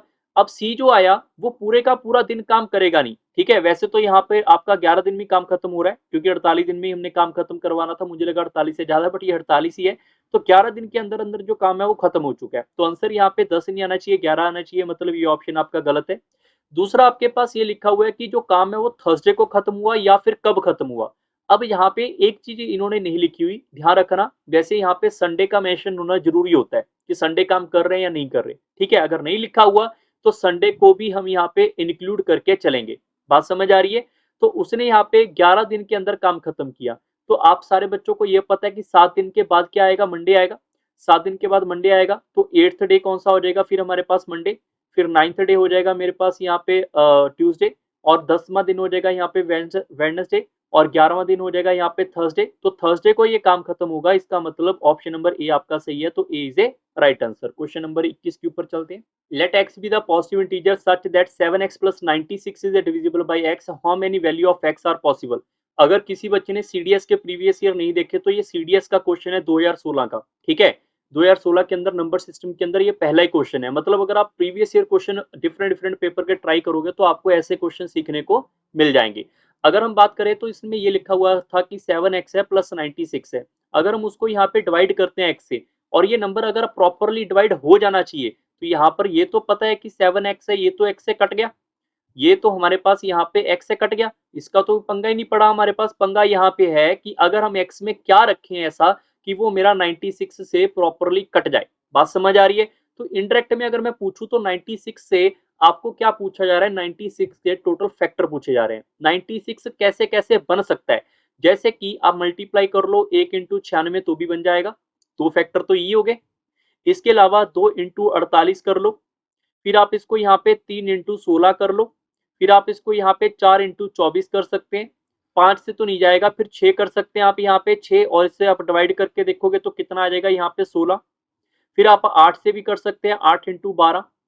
फिर आप इसको यहाँ पे 9 से कर सकते हैं, नहीं 10 से नहीं हो सकता, 10 से भी नहीं हो पाएगा। आगे आप चेक कर लो, किसी और नंबर से नहीं आएगा। तो कितने फैक्टर हो गए, 2 यहाँ पे, 2 यहाँ पे, 1 2 3 4 5 6, 6 को डबल करेंगे तो 12 इसके टोटल फैक्टर आएंगे। तो 12 इस क्वेश्चन का सही उत्तर है। या तो आप इसको ऐसे तरीके से कर सकते हैं कि x के इतने फैक्टर है, x में से कोई भी वैल्यू रखोगे तो ये डिविजिबल बाय 96 हो जाएगा, तभी ये नंबर आपका x से डिवाइड हो पाएगा। x की मुझे इतनी वैल्यू यहाँ पे चाहिए। या फिर आप ऐसे भी कर सकते हो, अगर आपको ये प्रोसेस नहीं आता है तो 96 को आप ऐसे करते हुए ब्रेक भी कर सकते हैं, कोई दिक्कत वाली बात नहीं है। आप इसको यहाँ पे पहले 2 से कट करोगे, ये 48 आ जाएगा। फिर आप 2 से करोगे 24 आएगा, फिर आप इसको 2 से करोगे 12 आएगा, 2 से लेकर जाएंगे 6 आएगा, फिर यहाँ पर आप 2 से करोगे तो 3 आएगा, फिर 3 से लेकर जाओगे 1। तो मतलब ये हुआ कि 96 के कितने फैक्टर हो गए, 2 की पावर 5 और 3 की पावर 1, और ये चीज मैंने आपको नंबर सिस्टम में बताई थी, how to find the factor. तो फैक्टर के लिए हम इस नंबर से एक नंबर बढ़ा के यहाँ पे लिखेंगे और इस नंबर से एक नंबर इंक्रीज करके यहाँ पे लिखेंगे, इनको मल्टीप्लाई करेंगे तो डायरेक्ट आपके पास ये फैक्टर यहाँ पे आ जाएंगे। क्लियर? वहां पे आपको नंबर सिस्टम में मैंने फैक्टर समझाए थे, ऑड फैक्टर क्या होते हैं, इवन फैक्टर क्या होते हैं, वो भी आप वहां से कवर कर सकते हैं। क्वेश्चन नंबर यहाँ पे 16 के ऊपर चलते हैं। Let P, Q, R, S are the distinct single digit positive numbers, then what is the largest value of this? अगर हमें यहाँ पे लार्जेस्ट वैल्यू चाहिए तो P प्लस Q और यहाँ पे हमारे पास है R प्लस S। ठीक है, जब भी आपके पास सबसे लार्जेस्ट वैल्यू चाहिए होगी तो आपको हमेशा याद रखना है वो किसी, अगर यहाँ पे दो नंबर का प्रोडक्ट हो रहा है, ध्यान रखो अगर X और Y है, आपसे पूछ ले जाए कि लार्जेस्ट वैल्यू बताओ, तो लार्जेस्ट वैल्यू इन दोनों का जो भी प्रोडक्ट होगा वो किसी ना किसी नंबर का स्केयर होना जरूरी है। ठीक है, स्केयर होना जरूरी है, या फिर आप बोल दो कि ये नंबर अगर 5 होगा ये नंबर भी 5 होना चाहिए, बराबर होंगे तभी आपके पास ये हो सकता है, नहीं तो नहीं हो सकता। पहली बात तो ये। दूसरी बात है, अगर सर ये अलग अलग हो जाएंगे जैसे इन्होंने लिखा हुआ है, वो बात मैं समझ गया, अलग अलग हो जाएंगे, बट यहाँ से इसका जो भी प्रोडक्ट आएगा मुझे उससे मतलब नहीं है, इसका जो भी प्रोडक्ट आएगा उससे भी मतलब नहीं है। मैंने इन दोनों को यहाँ पे सोचा कि ये एक नंबर है और ये दो नंबर है, मैंने पी क्यू आर एस को तो अलग अलग मान लिया यहाँ पे, बट इनका जो भी सम होगा उसको सेम मान लेंगे। सेम मानेंगे तो जो भी आंसर होगा वो किसी का स्केयर होगा, तो ऑप्शन नंबर बी आपका सही उत्तर है। बात समझ आई सबको? फिर भी अगर नहीं समझ आई तो कोई भी पंगे वाली बात नहीं है, आप इसमें से देखो उन्होंने यहाँ पे ग्रेटेस्ट नंबर पूछा है, तो आप अपनी मर्जी से आप इसमें कोई ना कोई नंबर अपनी मर्जी से आप यहाँ पे ग्रेटेस्ट सोच सकते हैं। जैसे कि यहाँ पे मैं सोच लेता हूँ कि ये 9 रखेंगे और इसको 6 रख लेते हैं। सर हमने यहाँ पे 8 क्यों नहीं रखा? किसी बच्चे के दिमाग में आएगा ना 8 क्यों नहीं रखा, ये भी मैं बताऊंगा। इनको मल्टीप्लाई करो, यहाँ पे 15 आ जाएगा। ठीक है, यहाँ पे मैं 8 और 7 रख लेता हूँ, इनको मल्टीप्लाई करेंगे 15 आ जाएगा, तो इनको मल्टीप्लाई करने के बाद 225 आएगा। वही चीज मैंने आपको पहले समझा दी यहाँ पे। फिर भी अगर किसी बच्चे को लगे नहीं सर मैं यहाँ पे 8 रखूंगा यहाँ पे 6 रखूंगा, तो 9 और 8 कितने हो जाएंगे? 17 हो जाएंगे सर। 17 को मल्टीप्लाई आप किसी नंबर से करो, वो आपका 225 से नीचे आएगा, क्योंकि आपको नंबर यहाँ पे अलग अलग सोचने हैं। बात समझ आ रही है? क्वेश्चन नंबर 27 के ऊपर चलते हैं। ए number n is found by writing 9 for 99 times, then what is the remainder of n is divided by 13? ये भी क्वेश्चन मैंने नंबर सिस्टम में ऑलरेडी आपको करवाया हुआ है, ये कोई नया क्वेश्चन नहीं है। हर एक बच्चा इस बात को ध्यान से समझे, क्योंकि ये क्वेश्चन आपको नंबर सिस्टम में रिमाइंडर में बहुत बार हर एक टीचर करवाते हैं, क्योंकि ये क्वेश्चन को बस समझना आसान होता है कि एक बार आपको समझ आना चाहिए। जैसे मैंने यहाँ पे लिखा और अप टू 100 मैंने इसको 99 टाइम्स लिखा हुआ है, तो इसको डिवाइड किससे करना है? मैंने यहाँ पे 13 से और रिमाइंडर फाइंड करना है।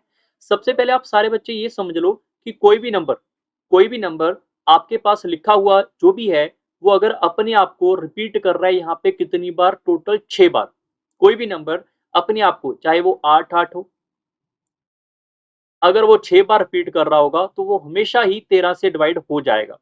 और कौन कौन से नंबर से डिवाइड हो जाता है उसके लिए आप नंबर सिस्टम में जाके वो वीडियो को चेकआउट कर लें, वहां पे सारे कंसेप्ट बता रखे हैं ऑलरेडी। ठीक है, उसका प्लेलिस्ट का लिंक है नंबर सिस्टम फॉर सीडीएस, तो ये क्वेश्चन आपको वहां पे मिल जाएगा। ऐसा वाला, ऐसा नहीं कि 8 8 हो, 7 7 हो, कोई भी नंबर हो। मतलब ये हो गया कि अगर ये 99 टाइम है, 99 टाइम है, तो पहले वाले 6 जो होंगे, पहले वाले 6 से कट करेंगे, जीरो रिमाइंडर आएगा। फिर आगे वाले 6 हैं वो कट करेंगे, जीरो आएगा। तो 6 6 के पेयर जो है वो कट होते होते जाएंगे, तो मतलब पहले वाले 6 कट गए, लास्ट वाले 6 कट गए, फिर 6 कट गए, ये 96 तक कटेंगे। क्योंकि आपको ये पता होना चाहिए 99 है, तो 99 को 6 से डिवाइड कर लो सीधा। ये एक बार चला जाएगा यहाँ पे, सॉरी एक बार चला जाएगा यहाँ पे 6, और 39 आएगा तो 6 बार चला जाएगा। तो यहाँ पर आपको पता चल जाएगा कि 3 रिमाइंडर बचेगा, मतलब ये 999 आपके कटते जाएंगे, लास्ट में आपके यहाँ पे 999 बचेगा, बाकी सारे के सारे 9 कट के जीरो रिमाइंडर आएगा। तो मतलब 999 को सिर्फ 13 से डिवाइड करना था, बस इतना सा काम है। जिसको ये प्रोसेस पता है वो इजीली कर लेगा, जिसको नहीं पता वो पहले डिवाइड करता बैठेगा, 13 का फैक्टोरियल पता नहीं क्या, 13 का मतलब डिवाइड कर करके टेबल पढ़ने लग जाएगा। तो सिर्फ इतना सा सॉल्व करना था। अब यहाँ पे 999 को अगर आप यहाँ पे 13 से डिवाइड करोगे, यहाँ पर ये 7 टाइम चला जाएगा 91, फिर आएगा मेरे पास यहाँ पे 76, फिर 13 से आप इसको कट करोगे 68 टाइम चला जाएगा, 11 रिमाइंडर बचेगा। ये इस क्वेश्चन का सही उत्तर है।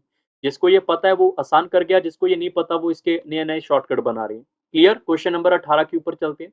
Each digit of a 9 digit number is 1, it is multiply by itself, what is the sum of the digit of the resulting number? सबसे पहले यहाँ पे जो 9 डिजिट नंबर है और उसका हर एक डिजिट 1 है, तो मतलब यहाँ पे एक एक को हम यहाँ पे 9 बार लिखेंगे, 1 2 3 4 5 6 7 8 9। इसको मल्टीप्लाई कर रहे हैं इसी नंबर से, 1 2 3 4 5 6 7 8 9। ठीक है, इसको रिजल्टेंट जो भी आपके पास नंबर आएगा उसके डिजिट का सम पूछा है। आपने ये शॉर्टकट बहुत बार पढ़ा होगा, नहीं तो ये शॉर्टकट भी मैंने सिंप्लीफिकेशन में या 1 मिनट कंसेप्ट में करवाया हुआ है कि अगर आपके पास 111 हो, इसको मल्टीप्लाई बाय करने अपने 111 से, तो आप नंबरिंग काउंट करो 1 2 3, तो इसका मतलब है 1 2 3 तक जाएंगे और उसके बाद रिवर्स हो जाएंगे 2 1। जैसे यहाँ पर नंबरिंग कितनी है 9 तक है, तो आप यहाँ पे लिखोगे 1 2 3 4 5 6 7 8 9, उसके बाद आप रिवर्स हो जाओगे 8 7 6 5 4 3 2 1। बात समझ आ रही है? ये आपको ध्यान में रखना है, ये वाला फॉर्मेट है, याद भी रखना है। ये तब होता है जब आपके पास 3 डिजिट यहाँ पे 3 डिजिट 1 1 के साथ मल्टीप्लाई होते हैं, ठीक है। अब सबको क्या करना है, आपको ऐड करना है। तो आप सारे बच्चे इनको जस्ट ऐड करोगे, यहां से लेकर यहां तक और यहां से लेकर इनको जब आप ऐड करोगे तो आपका रिजल्टेंट आएगा 81। That is option number C. C is a correct answer. Question number 19 के ऊपर चलते हैं। What is the sum of all digit which appear in all the integer from 10 to 100। मतलब इसका क्या होगा, यहाँ पर आपको समझना होगा एक एक पॉइंट। जैसे मान लो मैंने लिखा यहाँ पे 9, फिर मैंने लिखा 8, फिर मैंने लिखा 7, ऐसे मैंने नंबरिंग कर दी यहाँ पर 1 तक। फिर इसके आगे वाले नंबर है जैसे 10, फिर है 11, फिर है 12। तो जितने भी नंबर होंगे उनके डिजिट का सम, मतलब इन सबको ऐड करना है या फिर इनको भी ऐड करना है। 10 11 12 को नहीं, जो इसके डिजिट हैं। डिजिट मान लो जैसे 1 आ गया, फिर 0 आ गया, फिर 1 आ गया, फिर 1 आ गया, ऐसे, ठीक है। तो इसके जो डिजिट है उनका सम क्या होगा, ये आपसे पूछा गया। पहले क्वेश्चन क्या आता था इससे कि आपने ये बताना है 1 से लेकर 100 तक जो 2 है वो कितनी बार आया, 5 है वो कितनी बार आया। ये क्वेश्चन बहुत बार आया हुआ है सी सेट के अंदर। सो अब क्वेश्चन जो है उससे मिलता जुलता ही उसका नेक्स्ट फॉर्मेट बन चुका है। जैसे आपको सब बच्चों को पता है कि 1 से लेकर 100 तक जीरो को छोड़कर, चाहे आप एक की बात करोगे, एक आपके पास यहाँ पर 20 बार आएगा, दो आपके पास यहाँ पर 20 बार आएगा, तीन भी आपके पास यहाँ पे 20 बार आएगा। ये चीज तो आपने बहुत बार पढ़ी लिखी होगी। बट जो क्वेश्चन है वो आपके पास 10 to 100 तक का है। तो आपको ये पता है 10 to 100 तक के लिए आप यहाँ पे 10 to 99 तक लिख लो। 10 to 99 तक आपको ये पता है कि जो पहले वाले 1 2 3 ये वाले ध्यान रखना, 1 2 3 अप टू 109 ये वाले तो ठीक है। उसके बाद जो 10 हो गया, 11 हो गया, 12 हो गया, अप टू 199 तक की बात कर रहा हूं। तो अगर मैं 1 से लेकर 100 तक चले जाता हूं तो कोई भी नंबर अपने आप को कितनी बार रिपीट करता है, 20 बार। 20 में से एक बार तो ये बाहर ही कर दो क्योंकि ये हमें चाहिए नहीं। तो हर एक नंबर अपने आप को कितनी बार रिपीट करेगा, हर एक नंबर अपने आप को 19 बार रिपीट करेगा। तो मतलब आपके पास 19 बार 1 आएगा, 19 बार 2 आएगा। आप इसको ऐसे मल्टीप्लाई कर सकते हैं, 19 बार 1 आएगा तो 19 का सम हो गया, मतलब एक वाले का सम हो गया, सॉरी। तो 19 बार 2 आएगा तो उसका सम हो गया। ऐसे अप टू 100 चलता रहेगा ये। 19 बार आपके पास यहाँ पे 9 आएगा। तो ये जो नंबर है ये आपके पास 10 से लेकर 99 तक तो आ चुके हैं, बट इसमें एक आपके पास बच जाएगा जो कि 100 है। 100 का मतलब 1 प्लस जीरो होगा, तो इसका सम कितना होगा 1, वो आपको साइड में अलग से ऐड करना पड़ेगा। इनको सिंप्लीफाई कर लेंगे। यहाँ पर आप सारे बच्चे इसमें क्या करोगे, 19 को कॉमन निकालोगे तो यहाँ पे आएगा 1 plus 2 plus 3 up to 109 plus 1। After the calculation ये आपके पास आएगा 856। तो ऑप्शन नंबर इसका बी बिल्कुल सही होगा। क्वेश्चन नंबर 30 के ऊपर चलते हैं। ABCD is a square 1 point on A B and C D. मतलब आपके पास कोई स्केयर है यहाँ पर ए बी और ये सी और डी। एक पॉइंट कहाँ पे है, ए बी के ऊपर है, और एक पॉइंट कहाँ पे है, सी डी के ऊपर है। Two distinct point on each of B C and D A. B सी के ऊपर 2 पॉइंट होंगे यहाँ पर, एक और दो, और ए डी के ऊपर 2 पॉइंट होंगे, एक और दो। इन सभी यहाँ पे पॉइंट को बनाकर हमने ट्रायंगल बनाना है। तो बताओ ऐसे 3 पॉइंट से अगर वर्टेक्स कैलकुलेट करके हम यहाँ पे पॉइंट बनाएंगे इस 6 पॉइंट में से, तो ट्रायंगल इसमें से कितनी बन सकती है, how many distinct triangles are there. So आपको ये तो पता ही है कि यहाँ पे पॉइंट कितने हैं, 6। 6 में से ट्रायंगल बनाने के लिए 3 पॉइंट चाहिए। तो आप इसको सिंप्लीफाई करोगे, 6 को 3 बार आप क्या करोगे, डिक्रीज करोगे, 6 5 4, और नीचे 3 का फैक्टोरियल 3 इंटू 2 इंटू 1। तो यहाँ पर आप इसको इससे कट कर लोगे 2 टाइम, इसको इससे कट कर लोगे 3 टाइम। आफ्टर द कैलकुलेशन ये 20 आएगा। ये इस क्वेश्चन का सही उत्तर है। जिसको ये शॉर्टकट नहीं आता वो कॉम्बिनेशन का ये भी फॉर्मूला लगा सकता है। यहाँ पे एनसीआर का मतलब एन का फैक्टोरियल, यहाँ पे आएगा आर का फैक्टोरियल, एन माइनस आर का factorial. Clear. Question number next के ऊपर चलते हैं। 21st, a box contain 14 black balls, 20 blue, 26 green, 28 yellow, 38 red and 54 white balls. और दो स्टेटमेंट आपके पास यहाँ पे अवेलेबल है। सो वीडियो पॉज करके आप सारा क्वेश्चन पढ़ लो, और ट्राई करना चाहते हो कर सकते हो। सबसे पहले अगर मैं बात करूं, यहाँ पे ब्लैक हमारे पास यहाँ पे 14 है, ब्लू मेरे पास 20 है, और ग्रीन यहाँ पे 26 है, येलो 28 है, रेड मेरे पास 38 है, व्हाइट मेरे पास 54 है। सभी बॉल को सबसे पहला काम क्या होता है इन क्वेश्चंस के अंदर आपको ऐड करना, तो सबको ऐड करेंगे तो 180 बॉल आएंगे यहाँ पे। 180 में से पहला क्वेश्चन क्या कह रहा है कि हमें यहाँ पे स्मॉलेस्ट नंबर जो है एन का अगर मैं यहाँ पे बाहर निकाल लेता हूँ, तो बॉक्स में से रैंडमली निकालेंगे बाहर। तो हमें ये देखना है कि जब हमने 175 बॉल बाहर निकाले तो एक ग्रुप को जो है किसी भी एक कलर का वो टोटली आउट हो जाना चाहिए, जरूरी है। सो आप सारे बच्चे देखो, अगर मैं आपको एक केस की बात करूं, हमारे पास टोटल बॉल कितनी है, black, blue, green, yellow, red and white, total 6 colour है। तो मैं ये कहता हूं कि 6 कलर का, सारे बच्चे ध्यान रखो, 6 कलर में से एक एक एक एक सबकी हमने बॉल रख ली, तो बाकी कितनी बॉल हम बाहर निकाल लेंगे। अगर 6 हमने यहाँ पे बॉल रख ली है 180 में से, तो 174 बॉल हमने बाहर निकाली होंगी फिर। तो 174 बॉल जब हमने बाहर निकाली है, तो हर एक कलर यहाँ पे जो भी था उसका एक एक बॉल अभी बचा हुआ है। तो अगर आपने एक नया बॉल यहाँ से निकाला, जो कि लिखा हुआ है कि 175 अगर आपने बॉल निकाली, तो डेफिनेटली वो 6 बॉल जो एक एक कलर का था उसमें से कोई भी एक कलर यहाँ पे आप रखोगे, तो आपका एक कलर का कोई भी एक ग्रुप इसमें से क्या हो जाएगा, बाहर नहीं हो जाएगा। तो इसका मतलब भी आपका टोटली ट्रू है। दूसरा क्वेश्चन आपके पास लिखा हुआ है, the smallest number m such that any m balls drawn from the box randomly must contain at least one ball of each color of 167 is 167। मतलब ये हुआ कि अगर मैं 167 बॉल को बाहर निकालूंगा तो हर एक टाइप का एक एक कलर होना जरूरी है। अब ये दूसरा क्वेश्चन है कि टोटल बॉल कितनी है मेरे पास यहाँ पे 180 सबको ऐड करने पे, उसमें से अगर मैं यहाँ पे रैंडमली कोई भी बॉल को हटा देता हूँ, मान लो मैंने 20 वाले को हटा दिया, तो 160 बॉल बच जाएंगी। बट 160 और 167 काफी दूर है, 7 बॉल का गैप है, तो हम इसको पिक नहीं करेंगे। तो यहाँ पे आप 14 वाले को पिक कर लो, बाकी हालांकि आप बाकियों पिक करोगे तो 160 के आसपास नहीं आ पाएंगे। बट अगर आपने यहाँ पे ब्लैक बॉल को बाहर कर दिया, ध्यान रखना सारे बच्चे, ब्लैक बॉल को बाहर कर दिया, तो आपके ब्लैक बॉल को सॉरी रख लिया, तो आपने टोटल कितनी बॉल बाहर कर दी होंगी, 166 बॉल। 166 में ब्लैक को छोड़कर ब्लू, येलो, सारे के सारे कलर आपके इसमें से आ चुके होंगे, सिर्फ ब्लैक को छोड़ के। ब्लैक की 14 बॉल है, मतलब अगर 166 बॉल हम बाहर निकालते तो ये कह सकते थे कि ब्लैक का कोई भी बॉल उसमें नहीं रहा होगा। बट हमने 167 बॉल निकाली है, तो अगर मैं इसमें से एक बॉल यहाँ पे और निकालना चाहता हूं तो वही ब्लैक वाला ही आएगा। तो मैं ये कह सकता हूं कि 167 बॉल में सारे के सारे कलर का एक एक बॉल हमने बाहर निकाल लिया होगा, क्योंकि टोटल 6 कलर थे, 6 में से एक को मैंने बाहर कर दिया, तो इसमें तो पांचों कलर आगे होंगे। यहाँ पे पांचों में से एक नंबर मैं बढ़ा के कह रहा हूं, तो 6वें नंबर को भी आना पड़ेगा कलर को, इसका मतलब ये भी ट्रू है, तो ऑप्शन नंबर सी इसका सही होगा। क्वेश्चन नंबर नेक्स्ट के ऊपर चलते हैं। A principal P become Q in 1 year when compounded half yearly with R% annual rate of interest. If the same principal become Q in 1 year when compounded annually with S% annual rate of interest, then which of the following is a correct? तो जब भी ऐसा question आएगा तो आप इसके अंदर are percentage को कुछ ना कुछ मान लो। प्रिंसिपल तो हर एक क्वेश्चन का आपको देखो सिंपल सी बात है, अगर आप कंपाउंड इंटरेस्ट सीखना चाहते हो, यूट्यूब पे सर्च कर सकते हो कंपाउंड इंटरेस्ट फिरदौसी बैच, वहां पे सारा कुछ अवेलेबल है कि प्रिंसिपल आपका 100 हम हर क्वेश्चन का यहाँ पे क्यों मानते हैं वो भी अवेलेबल है।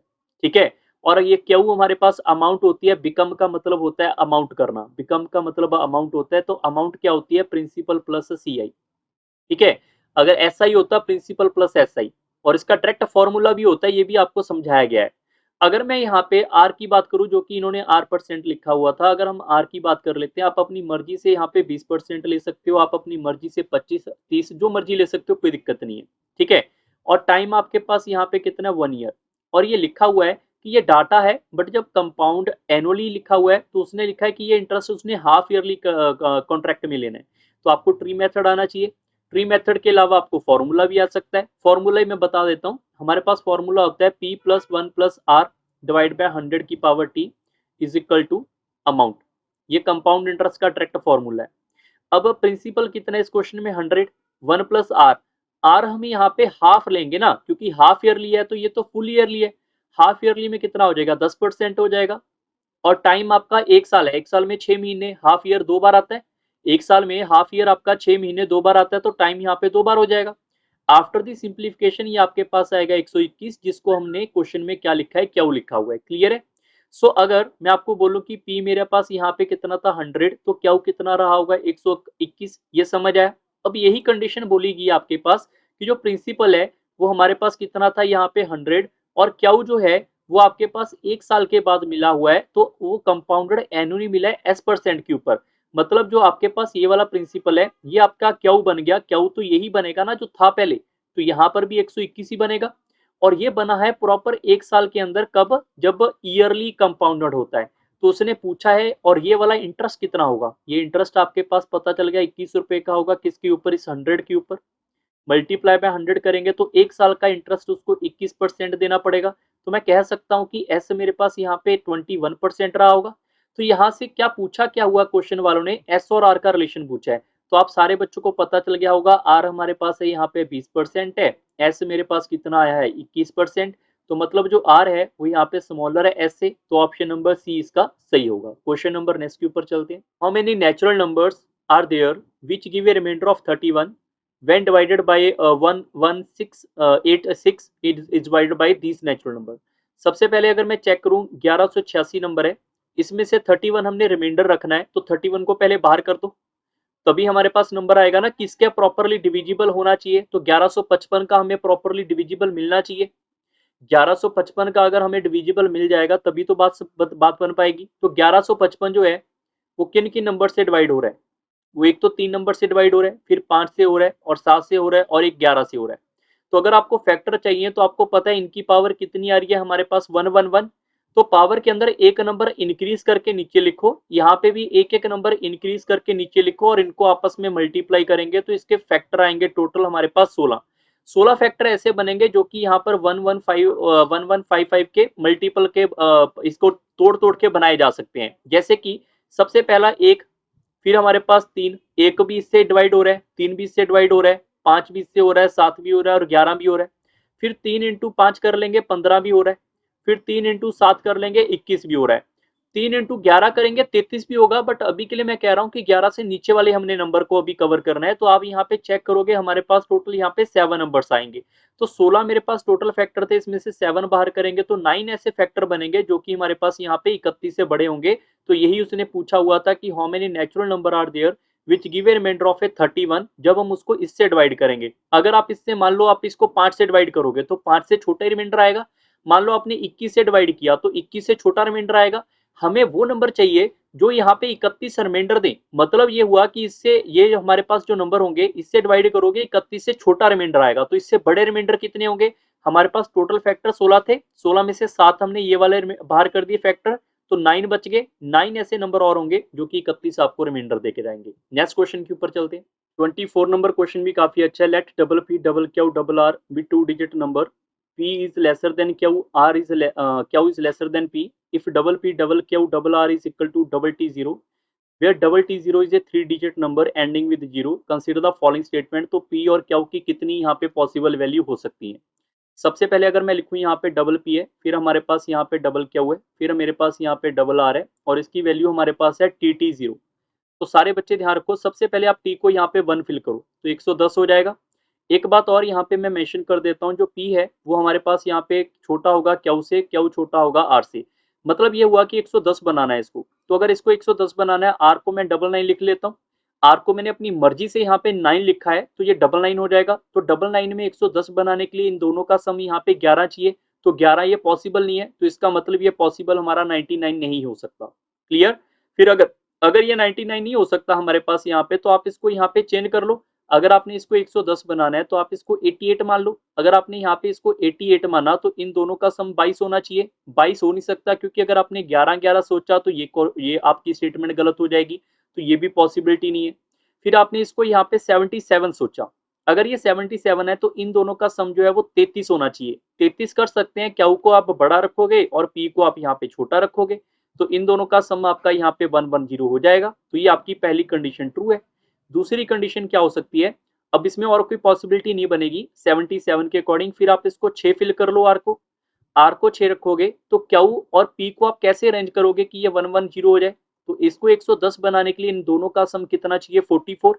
44 22 और 22 नहीं कर सकते बराबर, क्योंकि ये बराबर नहीं है। तो इसको हम बड़ा नंबर रखेंगे यहाँ पे 33, इसको आप छोटा नंबर रखोगे, तो ये भी आपकी पॉसिबिलिटी बन जाएगी। फिर आपकी थर्ड स्टेटमेंट आएगी यहाँ पे। थर्ड 110 बनाने के लिए आप इसको 55 रख लो। 55 रखोगे तो इन दोनों का सम 55 आना चाहिए। 55 के लिए आप इसको 11 और 44 भी रख सकते हैं, प्लस इसके अलावा 55 के अलावा इन दोनों को अगर 55 बनाना है तो आप इसको 33 और इसको आप 22 भी रख सकते हैं। तो टोटल आपके केस कितने बन चुके हैं? यहाँ पे 4 केस तो इसी से बन गए। फिर मैंने सोचा टी को अगर आपने 1 सोचा था तो था ये, अगर टी को आप 2 सोच लोगे तो टी को अगर आप यहाँ पे 2 सोच लोगे तो 220 हो जाएगा। 220 बनाने के लिए आर वाले को सबसे बड़ा नंबर सोच सकते हैं यहाँ पे 99। 99 सोचेंगे तो इन दोनों का सम जो होगा डबल पी डबल क्या होगा, वो मेरे पास 121 होना चाहिए। 121 करने के लिए आप इसको यहाँ पे डबल एट मान लेते हैं। डबल एट को अगर आप 121 में से माइनस कर लोगे तो 12 ये वाले और वहां से तो 33, तो पी को हम यहाँ पे 33 रख सकते हैं। क्लियर हो गया। फिर आपके पास छेवीं स्टेटमेंट आ जाएगी, अगर आपने इसको डबल 9 सोचा तो अगर आपने इसको डबल 7 सोचा तो इसको डबल 4 भी रख सकते हैं। फिर आपके पास यहाँ पे सेवंथ नंबर स्टेटमेंट आएगी, अगर आपने इसको यहाँ पे डबल 9 सोचा तो इसको आप डबल 6 सोच सकते हैं और इसको डबल 5 भी कर सकते हैं, तो ये भी आपके पास केस बन जाएंगे। तो आई होप सबके पास ये वाले केस जो है वो केस बनाने की कैपेसिटी जो है वो बढ़ चुकी है। ठीक है, अब आपको दोबारा दोबारा ऐड नहीं करना होता, आपको यहाँ तक तो सिंपलीफाई कर लेना चाहिए। बट अगर कोई बच्चा इसके आगे सोचेगा 8th नंबर के लिए कि नहीं सर हम ऐसा करते हैं आर को ना यहाँ पे डबल 8 लिख लेते हैं, आपको खुद पता है कि 220 तो टोटल था, अगर 88 उसमें से माइनस करेंगे तो 2 और ये 3 और 1 तो 132 स्कोर है वो इन दोनों को आना चाहिए। 132 के लिए अब मैं यहाँ पे क्यू वाले को 7 फिल कर लेता हूँ। 7 फिल कर लेंगे तो इसमें से माइनस करेंगे 55। आप सारे बच्चे इसको चेक भी करते रहो, आप इसमें से माइनस करेंगे यहाँ पे 70, हमने कितना बोला 77 बोला ना यहाँ पे, तो ये 55 आएगा। तो हो सकता है 8th नंबर के अंदर इसको आप 77 बोलो और ये आपके पास यहाँ पे 55 आ जाए, तो भी आपके पास ये पॉसिबल है। और भी आप इसमें केस जो है वो बनाने की कोशिश वो है कर सकते हैं, ऐसा नहीं कि यहाँ पे खत्म होगा। आप देखो 88 है, 88 से अगर आगे जाओगे तो इनको एक वैल्यू को आपको 88 के बराबर रखना पड़ेगा, बट हमारी ये वैल्यू भी तो कॉन्ट्राडिक्ट नहीं होनी चाहिए, तो इसका मतलब यही आपके पास पॉसिबिलिटी केस बन पाएंगे। अगर मैं बात करूं पी की, तो पी की कितनी वैल्यू है, पी की वैल्यू 1 2, मैं राउंड कर रहा हूं 1 2 और 3 4 5, तो पी की वैल्यू 1 2 3 4 5, तो पी की वैल्यू 5 होगी, यही इसने पहली स्टेटमेंट में लिखा है। क्यू की वैल्यू 6 होगी, क्यू को भी चेक कर लेते हैं। अभी क्यू हमारे पास यहाँ पर 1 2 3, तो इसको लिख लेते हैं सबसे पहले 2 3 4, उसके बाद है यहाँ पे 8 7 6, फिर हम चेक कर लेते हैं 8 7 6, तो क्यू की वैल्यू 6 होगी है, तो 6 आपके इस क्वेश्चन का सही उत्तर है, इसका मतलब दोनों सही है, option number C is a correct answer. Next question के ऊपर चलते हैं। What is the sum of all digit 4 number less than 2000 found by the digit 1 2 3 4 where none of the digit is repeated? काफी इजी क्वेश्चन है और ये question आप इस सी सेट के पेपर में पहले भी आ चुके हैं और ये क्वेश्चन जो है ये ऐसा सिमिलर क्वेश्चन सीडीएस में भी आ चुका है। ठीक है, बट सेम नहीं है, सिमिलर क्वेश्चन। सो अब इस क्वेश्चन के लिए 2000 से छोटा नंबर बनाना है, बनाना 4 डिजिट ही है, तो पहला नंबर तो फिक्स हो गया ना 1 होगा। अगर हम इसको 2 3 का रखेंगे तो 2 से बड़ा नीचे है ना 2000 से, तो पहला नंबर हमें 1 रखना पड़ेगा। फिर 1 रखेंगे तो आपके पास ये वाले नंबर बच गए 2 3 4, तो सबसे पहले इसी को लिख लो 2 3 4 को, फिर आप 2 को यहीं पे रखोगे, 1 को यहीं पे रखोगे और 4 3 कर लोगे, फिर 1 को यहीं पे रखोगे, 4 को आगे लिख लो 3 2, फिर 1 यहीं पे, 4 को यहाँ पे, फिर 2 और 3, फिर 1 को यहाँ पे रखेंगे, 3 यहाँ पे, 2 और 4 आ जाएगा, फिर 1 को यहाँ पे, 3 यहाँ पे और ये हो जाएगा 4 और 2। और इसमें आपको कुछ नहीं करने की जरूरत है, डायरेक्ट ऐड करना है। डायरेक्ट ऐड करोगे तो आप यहाँ पे चेक कर लोगे, ये हो जाएगा 7 7 और 2 मेरे पास 7 और 2 7 और 2 9 9 और 3 12 12 और 4 16 16 और 2 18, तो 8 आएगा, 1 कैरी जाएगा। फिर आप चेक करोगे 4 और 4 8 8 और 3 मेरे पास हो जाएंगे 11 11 और यहाँ पे 11 और 8 हो जाएंगे 19, तो 9, तो 9 8 वाला एक ही ऑप्शन है, ए ऑप्शन, ये इस क्वेश्चन का सही उत्तर है, बाकी आप इसको ऐड भी कर सकते हैं। नेक्स्ट क्वेश्चन के ऊपर चलते हैं। What is the number of selection of 10 consecutive things out of it 12 things in a circle taken in the clockwise direction? वैसे तो यहाँ पर लिखा हुआ है सर्कल और ऊपर से क्लॉक होगा, तो 12 थिंग्स से आपको पता होना चाहिए, घड़ी के रिलेटेड ही हम बात कर रहे हैं। अगर हमारे पास एक सर्कल होगा, सर्कल में हमारे पास यहाँ पे 12, यहाँ पे 1, यहाँ पे 2, यहाँ पे 3, ऐसे करते हुए आप यहाँ पे घड़ी बना सकते हैं।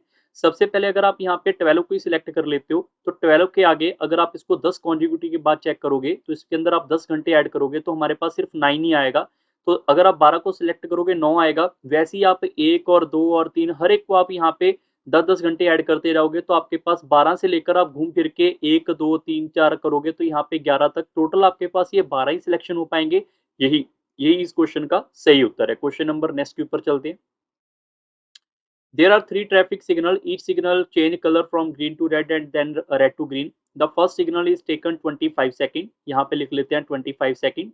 second is 39 second, and the last one is at 60. Clear? So change the color from green to red. The time and the duration of for the green and red colors are same. At 2 p.m. they together turn green. At what time will they change to the green next time simultaneously? तो दोबारा से यहाँ पे green कब होंगे ये पूछा है। पहली बात तो ये है कि अगर आपको याद हो, जब भी आपको ऐसे वाले क्वेश्चन करवाए थे कि एक साथ आपको यहाँ पे चेक करना है कि वो एक साथ कब ग्रीन या रेड या इकट्ठे कब होंगे, तो उस कंडीशन में आपको हमेशा टाइम का एलसीएम लेना चाहिए। ये चीज मैंने आपको टाइम एंड डिस्टेंस के फिरदौसी बैच में भी करवाई हुई है। सबसे पहले आपको इसका एलसीएम लेना होगा, तो आप इसको यहाँ पे 5 से डिवाइड कर लो। 5 से आ जाएगा ये 5, ये 39 और यहाँ पे आएगा 12। फिर आप इसको 5 से डिवाइड कर लोगे, ये 1, ये 39 और ये 12। फिर आप इसको यहाँ पे 3 से डिवाइड करोगे 1, ये 13 और ये आएगा 4। उसके बाद आप इसको डिवाइड करोगे 13 से तो 1, ये 1 और यहाँ पे 4। फिर आप इसको 2 से डिवाइड कर लोगे, ठीक है। फिर आप इसको 2 से डिवाइड कर लोगे। तो यहाँ पर जब मैं आपसे पूछूंगा इन तीनों का एलसीएम क्या होगा, तो आप बोलोगे इनका एलसीएम होगा हमारे पास 5 multiply 5 3 13 and multiply by 2 and 2 that is 4। Clear? So इसको आप ऐसे भी कर सकते हैं, 25 हो गया, 25 और 4 कितना हो गया 100, 100 और ये हो गया 39। तो हम बोल सकते हैं 3900 ये हमारे पास सेकंड थे, तो ये भी हमारे पास सेकंड ही होंगे। अब हुआ क्या, 3900 सेकंड के बाद ये सारे के सारे ग्रीन से रेड होंगे। उसके बाद यहाँ पे 3900 सेकंड के बाद रेड से फिर से ग्रीन होंगे। उन्होंने ग्रीन का पूछा हुआ है, तो पहले ग्रीन से रेड होंगे 3900, फिर रेड से ग्रीन होंगे 3900, मतलब 2 बार आएगा। क्लियर?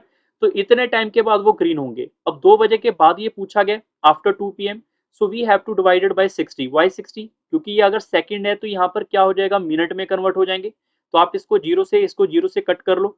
6 इससे कट जाएगा मेरे पास 3 बार, ये इससे कट जाएगा, हमारे पास आएगा 130। 130 मिनट होंगे। 130 मिनट को आप बोल सकते हैं 2 घंटे और यहाँ पे 10 मिनट। मतलब 2 बजे के बाद अगर 2 घंटे 10 मिनट होंगे तो बोल सकते हैं 4:10। तो ये आपके इस क्वेश्चन का सही उत्तर है। नेक्स्ट क्वेश्चन पे चलते हैं। ये भी क्वेश्चन काफी अच्छा है, एक बार आप वीडियो पॉज करके ट्राई करना चाहते हैं कर सकते हैं। सबसे पहले लिखा हुआ है P is greater then Q। देखो आप P और Q की कोई भी वैल्यू को इमेजिन कर लो, और ये पूछा है क्या ये हमारा आंसर सही है, क्या हम ये बता सकते हैं कहां से, स्टेटमेंट 1 और स्टेटमेंट 2 से।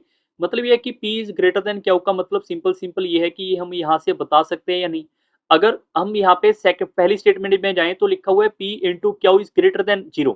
मतलब अगर मैं बात करूं P इंटू Q जो है ग्रेटर देन 0 होगा, तो क्या ये हो सकता है? ऐसा कोई इसका रिलेशन हम बना ही नहीं पाएंगे। आप सोच के देख लो, मान लो मैंने P को यहाँ पे 1 लिखा, Q को मैंने 2 लिखा, तो इनका दोनों का सम जो है वो 2 इज ग्रेटर देन 0। और इससे हमें ये नहीं पता चलेगा कि हमारे पास P ग्रेटर होगा। मैंने तो P को छोटा रख लिया, छोटा रखने के बाद भी ये कंसेप्ट सही हो रहा है, ये वाली स्टेटमेंट सही हो रही है, बट ये नहीं हो पा रही। तो इसका मतलब इससे आंसर तो नहीं कर सकते हम। दूसरी स्टेटमेंट आपके पास है, वो लिखा हुआ है P का स्क्वायर प्लस P का square is greater then Q का स्क्वायर। मैं अब यहाँ पे इससे क्या ये रिलेशन फाइंड कर सकता हूँ, ये आपसे पूछा हुआ है। अगर मैं इस क्वेश्चन की बात करूं, यहाँ पर मैं P को लिख लेता हूँ यहाँ पे 1 और Q को लिख लेता हूँ यहाँ पे 2। तो अगर मैं इसको लिखूंगा तो ये 1 का स्क्वायर और ये हो जाएगा 2 का स्क्वायर। ये तो हमने ये गलत वैल्यू फिल की, ये इसी को फॉलो नहीं कर रही, तो मतलब तो ये वैल्यू गलत होगी। वैल्यू गलत हो चुके हैं, तो आप P को यहाँ पे 2 लिख लो, Q को आप यहाँ पे 1 लिख लो।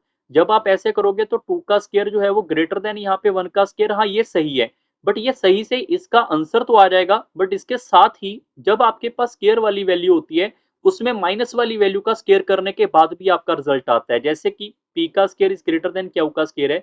P को अगर यहाँ पे मैं लिख लेता हूँ माइनस का 5 लिखेंगे तो इसका स्क्वायर करेंगे प्लस का 25 हो गया।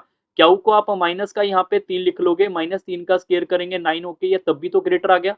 बट अगर मैं वैसे -5 को और -3 को चेक करूंगा जो कि P और Q थे, तो आपको पता चलेगा Q इज ग्रेटर, तो भी आपका ये रिजल्ट नहीं बता सकते। दोनों से हम रिजल्ट नहीं बता सकते, तो D is a correct answer. Next question के ऊपर चलते हैं। ये क्वेश्चन को देखकर आपको पहचान में आ जाना चाहिए कि हमारे पास लिखा क्या हुआ है, P plus Q minus R। क्या ये ग्रेटर है हमारे पास यहाँ पर किससे, P minus Q plus R से।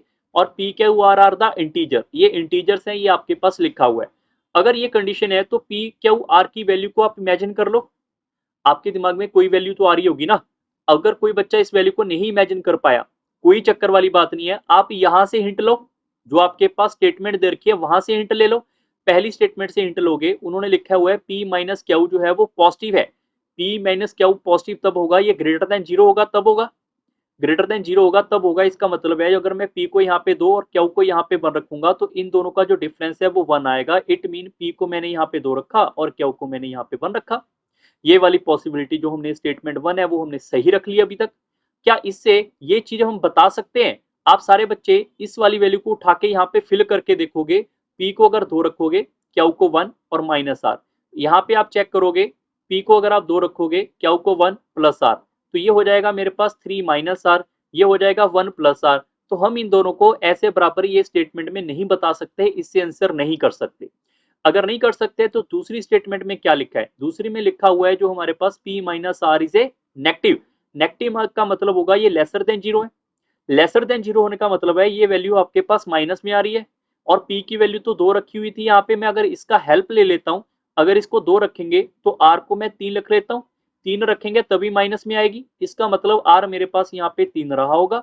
अगर R 3 रहा होगा तो इसको यहाँ पे फिल करके देखो, 2 प्लस 1 माइनस 3, यहाँ पे रखेंगे 2 माइनस 1 प्लस 3। आप सिंप्लीफाई करके देखोगे ये ग्रेटर देन नहीं आ सकता। नहीं आ सकता इसका मतलब है कि ये दोनों वैल्यू को उठाकर हमने कोई वैल्यू इमेजिन की है, उससे आंसर नहीं आ सकता। हम आंसर बता सकते हैं कब? जब दोनों का हमने बराबर यूटिलाइज किया, तो ऑप्शन नंबर 3 इसका सही होगा। क्लियर? चेक कर लो, दोनों से हम आंसर बता सकते हैं कि ये चीजें नहीं हो सकती। क्लियर है? अब ये काफी बच्चों के दिमाग में डाउट आता है, सर ये ग्रेटर होगा कैसे पता चला लेसर होगा? हमें ये बताना था कि हम इन दोनों से आंसर कर सकते हैं। हाँ, आंसर तो कर सकते हैं, बट ये ग्रेटर देन नहीं हुआ, ये चीज गलत है, तो इसका मतलब हमने आंसर कर दिया है कि ये हमारा गलत पोर्शन है। क्लियर है? अगर कोई बच्चा इसको पी क्यू आर से डायरेक्ट करना चाहता है तो वैसे भी कर सकता है कि यहाँ पर P minus Q is greater than 0, so we can say P is greater than Q. And second is P minus R is lesser than 0, so we can say P is lesser than R. So combine both of these statements, so we get a result P that is greater than Q and P that is also lesser than R. So from that statement you can put in this format, तो भी आपके पास answer नहीं आ पाएगा, ये greater than नहीं हो पाएगा। Clear? तो भी आपके पास ये ऑप्शन इसका सही होगा। नेक्स्ट क्वेश्चन पे चलते हैं 58 के ऊपर। In a party 75% took tea, 60% took coffee, 15% took both of tea and coffee, no one taking milk takes tea, each person takes at least one drink. How many person attend the party? काफी अच्छा question है। इसको सबसे आसान तरीका होगा Venn diagram से समझना। अगर हम इसकी वेन डायग्राम बनाते हैं तो 3 हमारे पास पार्ट है, तो तीनों को हमने यहाँ पे लिखना है। सबसे पहले सॉरी अभी 2 है तो 2 को पहले लिख लेंगे। सबसे पहले हमारे पास यहाँ पे टी के अंदर टोटल कितने? 75। और हमारे पास यहाँ पे कॉफी वाले सेकंड थे, कॉफी वाले कितने? 60। इन दोनों का कॉम्बिनेशन सबसे पहले फिल किया जाता है 15। कॉफी वाले के अंदर 15 तो दोनों में है, तो अगर इसको 60 बनाना होगा तो कॉफी ओनली वाले 45 होंगे। ऐसे टी जो है वो 75 है, टी हमारे पास 75 है, उसमें से 15 तो टोटल हो गए, तो दोनों को कंबाइन कर लेंगे तो ये मेरे पास 60 आ जाएंगे यहाँ से।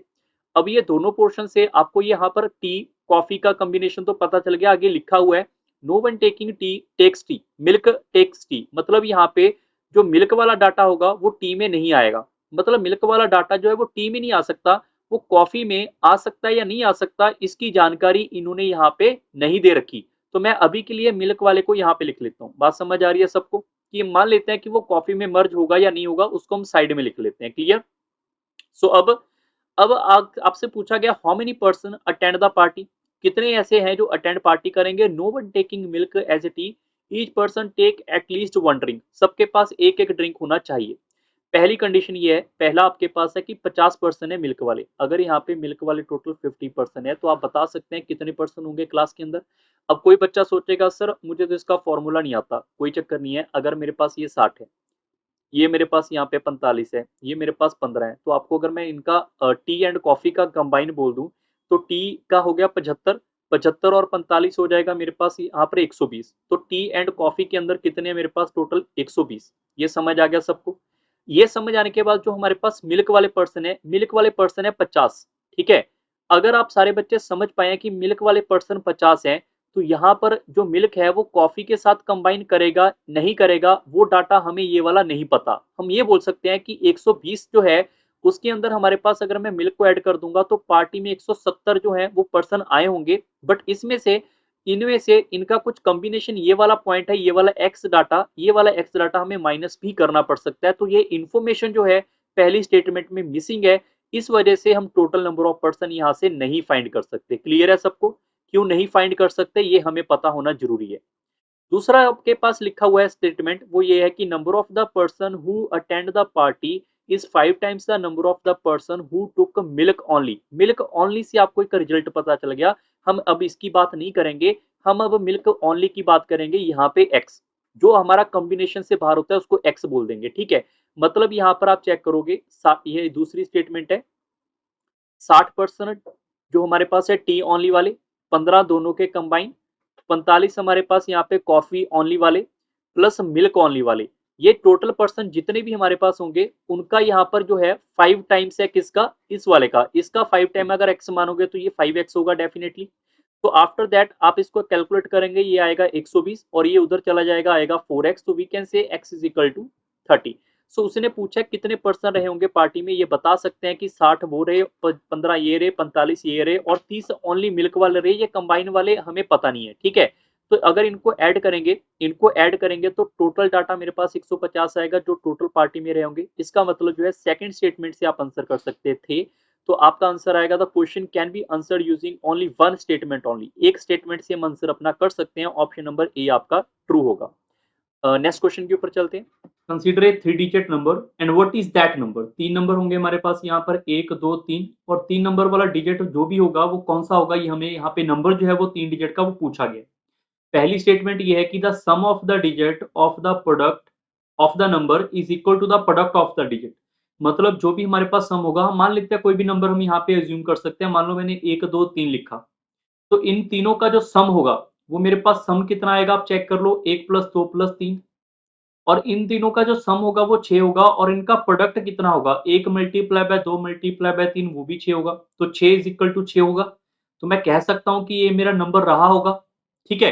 बट ये कंफर्म नंबर नहीं है, क्यों? क्योंकि अगर मैं 1 2 3 को ऐसा लिख दूं 1 3 2, वो भी आपका सम 6 लेकर आएगा, प्रोडक्ट आपका 6 आएगा।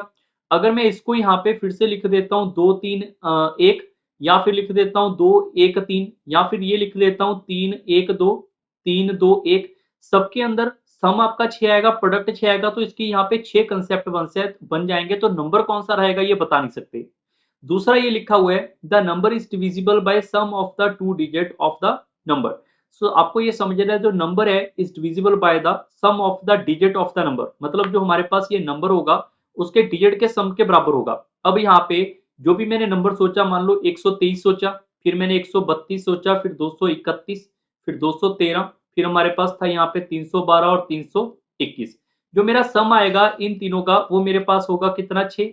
अब 6 से ये वाला नंबर आपका यहाँ पे कटेगा तो सी 3 से कट जाएगा, 2 से नहीं कटेगा। तो ये नंबर आपका कैंसिल आउट। ये भी आपका 6 से नहीं कट पाएगा क्योंकि इसमें 2 से नहीं कट पाएगा। ये भी आपका यहाँ पे इसमें से 6 में से 2 है तो 3 से तो कट जाएगा, 6 इसका 2 नहीं कट पाएगा, ये भी नहीं कट सकता। बट ये नंबर आपके कट जाएंगे, एक तो 312 और 132। तो इन दोनों में से कोई ना कोई नंबर हो सकता है, बट अभी भी स्पेसिफिक नंबर कौन सा है ये नहीं बता सकते। तो नहीं बता सकते ना, तो आंसर आपका इससे आएगा ना आंसर इससे आएगा। तो आपका ऑप्शन हो जाएगा यहाँ पे डी ऑप्शन, दोनों स्टेटमेंट से आंसर आपका नहीं आएगा। क्वेश्चन नंबर नेक्स्ट 32 के ऊपर चलते हैं। For the 5 children A B C D E आपके पास एज लिखी है, 2 consecutive age different by 2। Differ by 2 का मतलब होगा अगर मैं यहाँ पर ए लिखूं और बी लिखूं, सी डी और आगे ई, तो डिफरेंस बाय 2 का मतलब होगा सबसे छोटा अगर इसको मैं x रखता हूं तो ये मेरे पास यहाँ पे x+2 होगा, ये x+4 होगा और x+6 होगा और लास्ट वाला x+8 होगा। क्लियर? तो उसने पूछा यंगेस्ट मेंबर बताओ कौन सा था, उसकी उम्र कितनी है। सबसे पहले age of the eldest is 3 time age of the youngest. जो एल्डेस्ट है वो मेरे पास x+8 है, वो यंगेस्ट का 3 टाइम है, तो यंगेस्ट का 3 टाइम 3x के बराबर। तो मैं कह सकता हूँ 8 इज इक्वल टू 2x और x की वैल्यू यहाँ पे 4 होगी। तो इससे आपका आंसर आ जाएगा यहाँ वाला। दूसरा आपको ये पता होना चाहिए, उसने लिखा है average age of the children is 8। मतलब एवरेज का क्या होता है, x, x+2, x+4 और x+6, लास्ट में x+8। एवरेज क्या होता है, सम ऑफ द नंबर, जो भी नंबर है उनका sum divide by the number. Number कितने हैं, ये 5। ये आपके पास एवरेज उन्होंने 8 दे रखी है, तो क्रॉस मल्टीप्लाई करेंगे, यहाँ पर ऊपर सॉल्व करेंगे 5x, ये हो जाएगा 6, 6 और 6 12, 12 और 8 20 is equal to 40। So we can say 5x is equal to 20। So we can get x is equal to 4। यहाँ से भी आपके x की वैल्यू 4 आएगी।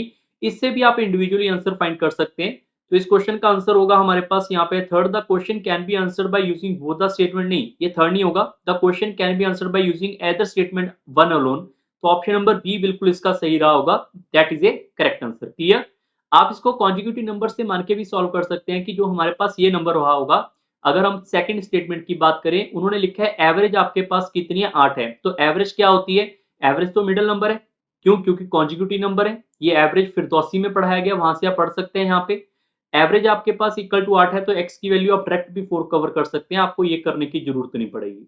नेक्स्ट क्वेश्चन 33 के ऊपर चलते हैं। In an examination the maximum marks of each of the 4 paper PQRS are 100, marks scored by the student are in integer, a student can score 99% in n different way, what is the value of n. काफी अच्छा question है। सबसे पहले हमारे पास यहाँ पे चार, अगर यहाँ पे पेपर की बात कर रहे हैं PQRS, तो कोई ए पर्सन है, उसने 99% स्कोर हासिल किए, मैक्सिमम मार्क्स 100 है, तो चार पेपर के मार्क्स कितने हो जाएंगे, 400। तो 400 का 99% कितना हो जाएगा मेरे पास यहाँ पे 396। तो इन सब का जो सम होगा वो मेरे पास यहाँ पे 396 आना चाहिए, तभी यहाँ पर इसके 99% मार्क्स होंगे। एक कंडीशन तो ये होगी कि सभी को 99 मार्क्स मिल गए, सीधा सीधा सभी पेपरों में 99 मार्क्स आ गए, तो एक कंडीशन तो ये होगी। दूसरी ये हो सकती है कि पहले में 100, दूसरे में 100, तीसरे में 100 और लास्ट वाले में आपको 3 नंबर कम। हमने इधर 3 नंबर बढ़ा दिए तो इधर 3 नंबर कम दे देंगे। तो इसकी पॉसिबिलिटी कितनी हो जाएंगी, देखो 1 2 3, तो टोटल पॉसिबिलिटी हमारे पास 4 है। तो हम लिखेंगे यहाँ पे सीधा सीधा कि 4 का फैक्टोरियल डिवाइड बाय कितने बार रिपीट हो रहे हैं, 100 3 बार रिपीट हो रहा है, तो 3 का फैक्टोरियल। सिंप्लीफाई करेंगे तो 4 आएगा। फिर हम लिख सकते हैं कि यहाँ पर पहले वाले को 100, दूसरे वाले को 100, तीसरे वाले को हम यहाँ पे 100 नहीं देते, हम इसको कम देते हैं, इसको 98 दे दिए। इसको अगर 98 दे दिए तो हमें इसको भी 98 देने पड़ेंगे, क्योंकि 2 नंबर हमने यहाँ पे बढ़ाए हैं, तो एक एक नंबर यहाँ पे कम करना पड़ेगा। एक एक नंबर बढ़ाया तो एक एक नंबर कम, तो इसका भी हमारे पास आएगा 4 का फैक्टोरियल, यहाँ पे 2 फैक्टोरियल, यहाँ पे 2 फैक्टोरियल। बात समझ आ रही है। तो हमारे पास आंसर कितना हो जाएगा इसका, 6 बार ये हो जाएगा। फिर हम ये सोच सकते हैं यहाँ पे कि पहले वाले को अगर 100 दे देंगे, बाकियों को 100 भी नहीं मिलेंगे, और 98 एक को दे देते हैं और एक को 99। इधर हमने एक नंबर बढ़ा दिया, इधर एक नंबर कम कर दिया, और लास्ट वाले को भी 99। तो इसके कितने केस बन जाएंगे यहाँ पे, 4 का factorial divide by 99, 2 bar repeat हो रहा है तो 2 का फैक्टोरियल। इसको सिंप्लीफाई कर लेंगे तो यहाँ पर ये आपके पास सिंप्लीफाई के बाद आएगा हमारे पास 4, उससे कट जाएगा 4 इंटू 3 दैट इज 12। तो 12 केस हमारे पास इसके बन जाएंगे। वैसे आपका आंसर यहीं पे आ जाएगा, देखो 12 ही हो गए, 12 और ये वाले कितने हो गए मेरे पास यहाँ पे 10, कितने हो जाएंगे यहाँ पे 22, 22 और एक 23, तो 23 यहां तक आ चुके हैं आंसर, ये एलिमिनेट हो चुके हैं। ठीक है। फिर भी आप सोच के देखो कोई और पॉसिबिलिटी बन सकती है, जो भी आपके दिमाग में आएगा वो भी आप यहाँ पे ट्राई कर सकते हैं। जैसे यहाँ पर 100 मैंने यहाँ पर 3 बार दिया, 100 यहाँ पे 2 बार, और 100 मैंने एक बार। क्लियर। 100 अगर हमने यहाँ पे एक बार दिया तो इसकी कंडीशन हम और भी बना सकते हैं। एक बार 100 हमने यहाँ पे दिया तो 97 अगर मैं दूसरे पर्सन को दे दूंगा, हमने क्या किया, एक नंबर बढ़ा दिए, इधर 2 नंबर कम कर दिए, तो यहाँ पर एक और 100 आ जाएगा 97 के लिए, और एक नंबर को मैं यहाँ पे 99 दे देता हूं। आप इसको भी समझे यहाँ पे फिर से, ये हो जाएगा 4 का फैक्टोरियल डिवाइड बाय 2 का फैक्टोरियल। इसको सिंप्लीफाई करेंगे तो 12 मेरे पास यहाँ पे केस आएंगे, 12 12 हमारे पास 24, 24 और 10 मेरे पास हो जाएंगे यहाँ पे 34 और एक 35। तो ऑप्शन नंबर डी इसका सही होगा। नेक्स्ट क्वेश्चन के ऊपर चलते हैं। A flag is to be designed with 4 horizontal strips using some or all of the color red, green, yellow. What is the number of different way in which this can be done so that no two adjacent strip have the same color? मतलब अगर 4 strip होंगे हमारे पास यहाँ पे flag के अंदर, यहाँ पे एक हो गया, यहाँ पे 2 और ये तीसरा और ये चौथा। ठीक है। सबसे पहले आपके पास ऑप्शन क्या होगा, 3 कलर का है ना, रेड और ग्रीन और येलो, तो तीनों में से आप यहाँ पे कोई भी कलर फिल कर सकते हैं। जब मान लो आपने यहाँ पे रेड फिल कर दिया, तो अगले वाले में आप रेड फिल नहीं कर सकते, लिखा हुआ है कि एडजेसेंट वाले सेम नहीं हो सकते, तो अगले वाले में आपके पास ग्रीन या येलो में से कोई भी कर सकते हैं, तो 2 पॉसिबिलिटी यहाँ पे होंगी। ऐसे ही 2 पॉसिबिलिटी यहाँ होंगी, तो टोटल कितनी पॉसिबिलिटी हो सकती है, just multiply all of them to get an answer that is 24, which is a C option, C is a correct answer. Clear. Question number next 35 के ऊपर चलते हैं। A rectangular floor mere of 4 meter in length, that is 2.2 meter in breadth, and tiles of size 140 centimeter, 60 centimeter have to be laid such that tiles do not overlap. A tile can be placed in any orientation so long as its edge are parallel to the edge of the floor. What is the maximum number of the tiles that can be accommodated on the floor? काफी बच्चों ने इसको ये सोचा कि यहाँ पे आपसे ये पूछा गया कि एरिया कितना पोर्शन उसका बच गया है। काफी बच्चों ने क्या सोचा है यहाँ पे कि जो हमारे पास यहाँ पे फ्लोर है उसका एरिया लिख लेते हैं डिवाइड बाय टाइल का एरिया, तो उससे आपको ये पता चल जाएगा सर कितनी टाइल की रिक्वायरमेंट है। बट आपने ध्यान से नहीं समझा, यहाँ से टाइल की रिक्वायरमेंट तो आएगी आपकी 10 पॉइंट समथिंग, जो कि ऑप्शन में भी नहीं होगा, बट आपका आंसर उससे गलत आएगा क्योंकि उससे आपको टाइल का एरिया की रिक्वायरमेंट होगी, ना कि टाइल की एडजस्टमेंट। क्लियर? सो उसके लिए आपको एक बार सोचना पड़ेगा। जैसे मैंने यहाँ पे एक रेक्टेंगल बना लिया, मान लो यहाँ पे ये 4 मीटर है तो यहाँ पे आप लिख लोगे 400 मीटर, और ये मेरे पास 2.2 मीटर है तो इसको लिखोगे 202 सेंटीमीटर। यहाँ पे भी ये सेंटीमीटर हो जाएगा क्योंकि मीटर नहीं है ना, 4 मीटर है तो ये सेंटीमीटर हो जाएगा। 2.2 है तो इसको लिखेंगे 220 सेंटीमीटर। आगे लिखा हुआ है 140 और यहाँ पे 60। अब आपकी मर्जी, आप जैसे मर्जी रीअरेंज कर सकते हैं। मान लो मैंने 60 220 है तो मैंने 60 के ऊपर एक नंबर, दूसरा नंबर 60 और यहाँ पे तीसरा नंबर 60, तो 220 था। 220 में से 180 फिल कर दिया। 220 बनाने के लिए ये वाला डाटा 40 ही बचा सिर्फ, और 60 है, 60 इंटू 140 क्योंकि इसकी लंबाई 140 है, तो 140 यहाँ पर एक टाइल, यहाँ पे दूसरी, यहाँ पे तीसरी टाइल, फिर आपके पास चौथी टाइल, पांचवी tile, 6 number tile, 6 tile fix कर दी मैंने यहाँ पे 140 इंटू 60 करके। अब 140 ये हो गया, 140 ये हो गया, 280 हो गया।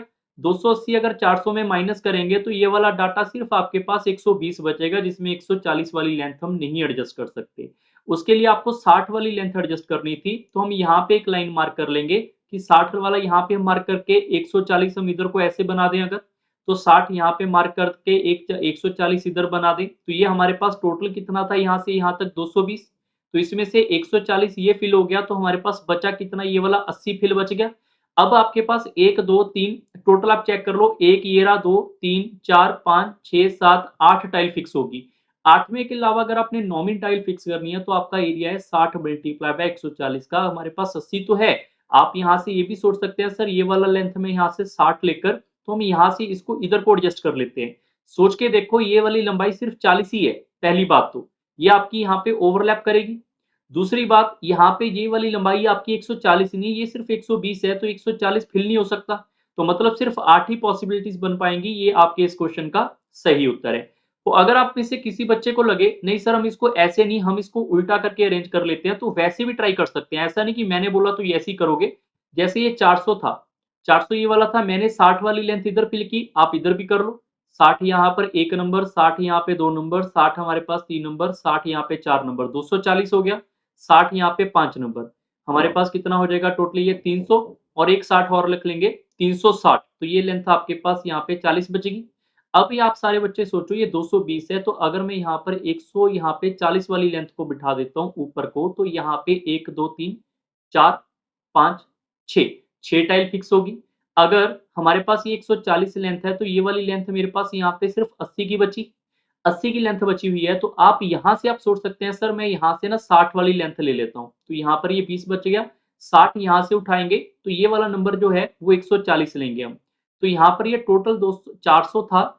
400 में से 140 वाला एक फिक्स हो गया, 140 वाला आपका और एक फिक्स हो जाएगा। इसके अलावा ये 120 बच जाएगा और ये आपकी 2 टाइल और फिक्स, तो 6 ये 2 ये, तो तब भी आपका आंसर 8 आएगा। क्वेश्चन नंबर 36 के ऊपर चलते हैं। There are large number of silver coin weighting 2 gram, 5 gram, 10, 25, 50. Consider the following statement. और इसने ये पूछा कि 78 ग्राम करने के लिए one must buy at least 7 coin, कम से कम 7 कॉइन होने जरूरी है। कम से कम का मतलब है आप ज्यादा से ज्यादा भी ले सकते हो, ठीक है। अगर मैं बात करूं यहाँ पे सिंपली वे में आप ट्राई कर सकते थे, जैसे 25 वाले आप 2 ले लो, फिर 10 को आप चेक कर लो, ऐसे आपको रीअरेंजमेंट करना पड़ेगा, ठीक है। सबसे पहले यहाँ पर देखो उसने लिखा है एटलीस्ट 7, एटलीस्ट 7 का मतलब होता है कि कम से कम 7, ज्यादा से ज्यादा जितने मर्जी ले सकते हो आप, 8 9 10 कितने भी कॉइन ले सकते हो। तो अभी मैं आपको 7 की कंडीशन बता रहा हूँ, जैसे 50 वाला आपने एक रखा और 10 वाले आपने यहाँ पे 2 रखे, तो 70 हो जाएगा। 70 के अलावा आपको यहाँ पर ये 2 वाले 4 रख लेने, 1 2 3 4, तो आपका आंसर 78 आ गया। ऐसे भी कर सकते हैं, जो 50 है इसको आप 2 हिस्सों में डिवाइड कर लो, 25 25 के रख लो, बाकी आप इनको रख लोगे तो 8 कॉइन हो जाएंगे। उसने लिखा है कि बाय एटलीस्ट 7, तो 7 से ज्यादा भी लेकर आ सकते हैं, क्लियर। तो आपका आंसर वैसे ये वाला तो टोटली ट्रू है। दूसरा जो है to weight 78 gram using this coin, one use less than 7 coin, क्या 7 से हम कम भी कर सकते हैं? बिल्कुल। अगर हम वेट की बात कर रहे हैं तो हम ऐसा भी तो कर सकते हैं, यहाँ पे जैसे 50 हमने रखा, फिर हमने यहाँ पे 10 वाले जो हैं 1 2 3 रखे, तो कितना हो गया टोटल हमारे पास 80 ग्राम हो गया। 80 ग्राम के बदले में 2 ग्राम को हम वेट को कम कर लें, क्योंकि वेट है, वेट का वजन तो कम या ज़्यादा या कम किया जा सकता है, तो 2 ग्राम हम इसमें से कम कर लेंगे। कम कर लेंगे तो भी 78 ग्राम हो जाएगा और 7 से कम कॉइन में काम सर जाएगा, तो आपका ऑप्शन नंबर बी सही है। ये भी सही है, ये भी सही है, तो C is the right answer. Next question number 38 के ऊपर चलते हैं। What is the reminder if 2 the power 192 is divided by 6? काफी अच्छा क्वेश्चन है और ये क्वेश्चन आपको नंबर सिस्टम फॉर सीडीएस के अंदर मैंने सारी रिमाइंडर थ्योरम यूनिट डिजिट सब कुछ करवाया हुआ है, वहां से जाके आप चेकआउट कर सकते हैं। अभी के लिए हम बोल सकते हैं 2 की पावर जो 192 है, आप इसकी 2 की पावर 2 रख लो और इसको आप 2 से डिवाइड कर लोगे तो ये मेरे पास आ जाएगा यहाँ पे 96। तो हम बोल सकते हैं यहाँ पे ये हो जाएगा 4 की पावर 96। अगर 4 की पावर 96 को अगर मैं 6 से डिवाइड करूंगा तो इसका रिमाइंडर 4 ही आएगा। ये एक छोटा सा कंसेप्ट है कि 4 की पावर n हो, अगर आप उसको 6 से डिवाइड करोगे तो हमेशा 4 रिमाइंडर आता है, और 3 की पावर n हो, अगर आप उसको 6 से डिवाइड करोगे तो भी आपके पास रिमाइंडर हमेशा 3 आता है। ये दो कंसेप्ट हैं जो आपने याद भी रखने हैं। नेक्स्ट क्वेश्चन के ऊपर चलते हैं 39 के ऊपर। A B C D are two digit number, multiply A B with C D and resultant is 3 digit number. मतलब अगर मैं ए बी को मल्टीप्लाई करूंगा यहाँ पे सी डी के साथ तो मेरे पास रिजल्टेंट आएगा डी ई एफ का, ठीक है। और जो डी ई एफ है उसको ऐड करेंगे 3 डिजिट नंबर के साथ तो हमारे पास जी एच आई है, उसको ऐड करने पे 975 आएगा। मतलब जो डी ई एफ है इसके अंदर अगर मैं ऐड कर देता हूँ यहाँ पर कौन सा नंबर जी एच आई, तो मेरे पास नंबर आएगा यहाँ पे 975। और लिखा हुआ है ई जीरो है, एफ 8 है, तो ई मेरे पास जीरो होगा, ये 8 है तो डी हमें पता नहीं। और हमारे पास यहाँ पे जी एच आई ये नंबर हमें यहाँ पे नहीं पता और इनका सम 975 है।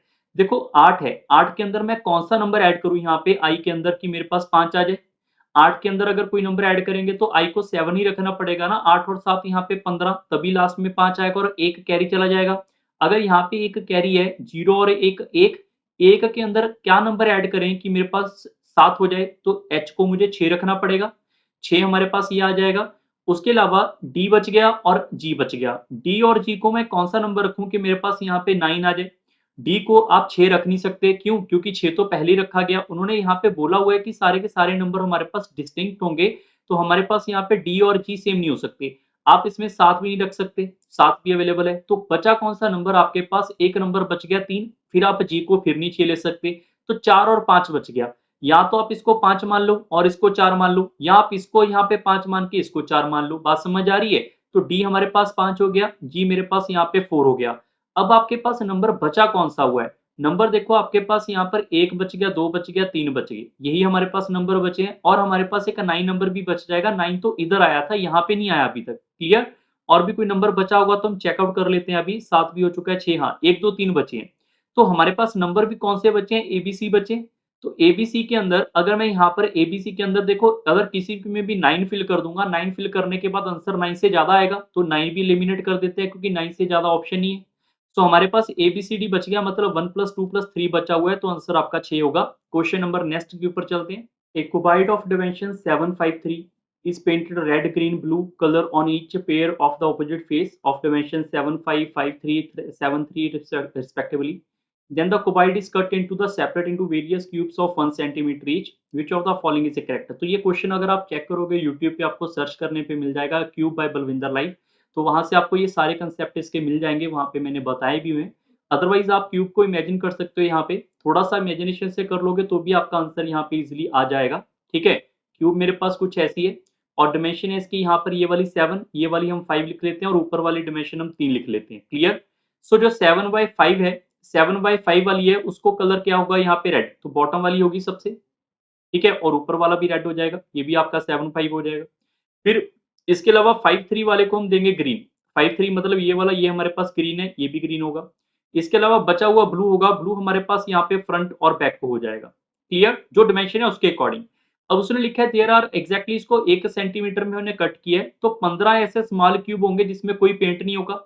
जिसमें कोई पेंट नहीं होता उसके अंदर क्या करना होता है, उसमें आपको जितनी भी डिमेंशन है उनमें से दो दो साइड को माइनस करके हमेशा मल्टीप्लाई करना पड़ता है, ठीक है। ऐसा क्यों करना पड़ता है? यहाँ पे भी सॉरी 2 होगा, ऐसा क्यों? क्योंकि जब आप इसको यहाँ से ऐसे करते करते कट करोगे तो ये वाला पॉइंट आप कट करोगे, ये साइड उतर जाएगा, साइड से ये भी साइड उतर जाएगा, तो आपके पास अगर ये डिमेंशन 7 है तो 1 सेंटीमीटर 1 सेंटीमीटर 2 सेंटीमीटर चला गया तो 2 सेंटीमीटर बाहर करेंगे, ऐसी सब में करना पड़ेगा, तो ये हो जाएगा 5 × 3 × 1 दैट इज इक्वल टू 15। इस वजह से ये आपका पहले वाला तो बिल्कुल ट्रू हो रहा है, क्लियर। दूसरे वाले की बात करें, there are exactly 6 small cubes which with exactly 2 face, one painted by blue and the other is green. देखो जब भी आपके पास यहाँ पे 4 फेस होंगे ऐसे, क्योंकि ऐसे 6 कभी बन ही नहीं सकते, आपको पता है कि टोटल ऑपोजिट में आपको यहाँ पे पेंट करने को मिलेगा, जहाँ पे ऐसे क्यूब बताने हैं जहाँ पर आपके पास ब्लू भी होगा और ग्रीन भी होगा। तो आप यहाँ से उठा सकते हैं, ये फ्रंट वाला उठाओगे, ये वाला फ्रंट उठा लोगे, ये ब्लू हो जाएगा, ये वाला ग्रीन हो जाएगा। यहाँ से आप उठा सकते हैं, एक क्यूब यहाँ से उठा सकते हैं, दूसरा क्यूब देखो यहाँ पर आपको समझना भी होगा, अगर आप कॉर्नर से उठाओगे, ध्यान से समझना, अगर आप इस कॉर्नर से उठाओगे वो तीनों साइड पेंट होगा, वो तीनों साइड पेंट हो जाएगा। यहाँ से कॉर्नर से उठाओगे तीनों साइड पेंट होगा। अगर 3 सेंटीमीटर इसकी हमने ये लेंथ मानी थी यहाँ से यहाँ तक 3 सेंटीमीटर, तो 1 सेंटीमीटर ये कॉर्नर वाला ले गया, 1 सेंटीमीटर ये कॉर्नर, तो बचा 1 सेंटीमीटर। तो जो मिडल वाला होगा वो आपके पास ये यहाँ से जो आएगा, वो आपके पास आएगा एक साइड ब्लू, एक साइड ग्रीन, और ये वाले एज से आएगा, पीछे वाले एज से आएगा और ये वाले एज से आएगा। टोटल आपके एक-एक करके 4 हिस्से आएँगे। तो इसका मतलब ऑप्शन नंबर यहाँ पे 4 होना चाहिए था, ये गलत है। That's why first is a right answer. Clear? I hope आपको आज का सेशन समझ आया होगा। बाकी आप प्लेलिस्ट देखना ना भूलें, इसमें आपको प्रीवियस ईयर के और भी क्वेश्चन मिल जाएंगे सी सेट से रिलेटेड। बाकी आप इस टेलीग्राम और इस इंस्टाग्राम पे कोई भी इन्फॉर्मेशन पूछना चाहते हैं वो पूछ सकते हैं। बाकी मेरी लाइव क्लास होगी, वो भी आपको यहाँ पे टेलीग्राम पे नोटिफिकेशन आता रहेगा। ठीक है, तो जल्दी मिलेंगे नेक्स्ट सेशन के अंदर। सारे बच्चे वीडियो को लाइक एंड शेयर जरूर करें। So bye bye, take care and thank you everyone.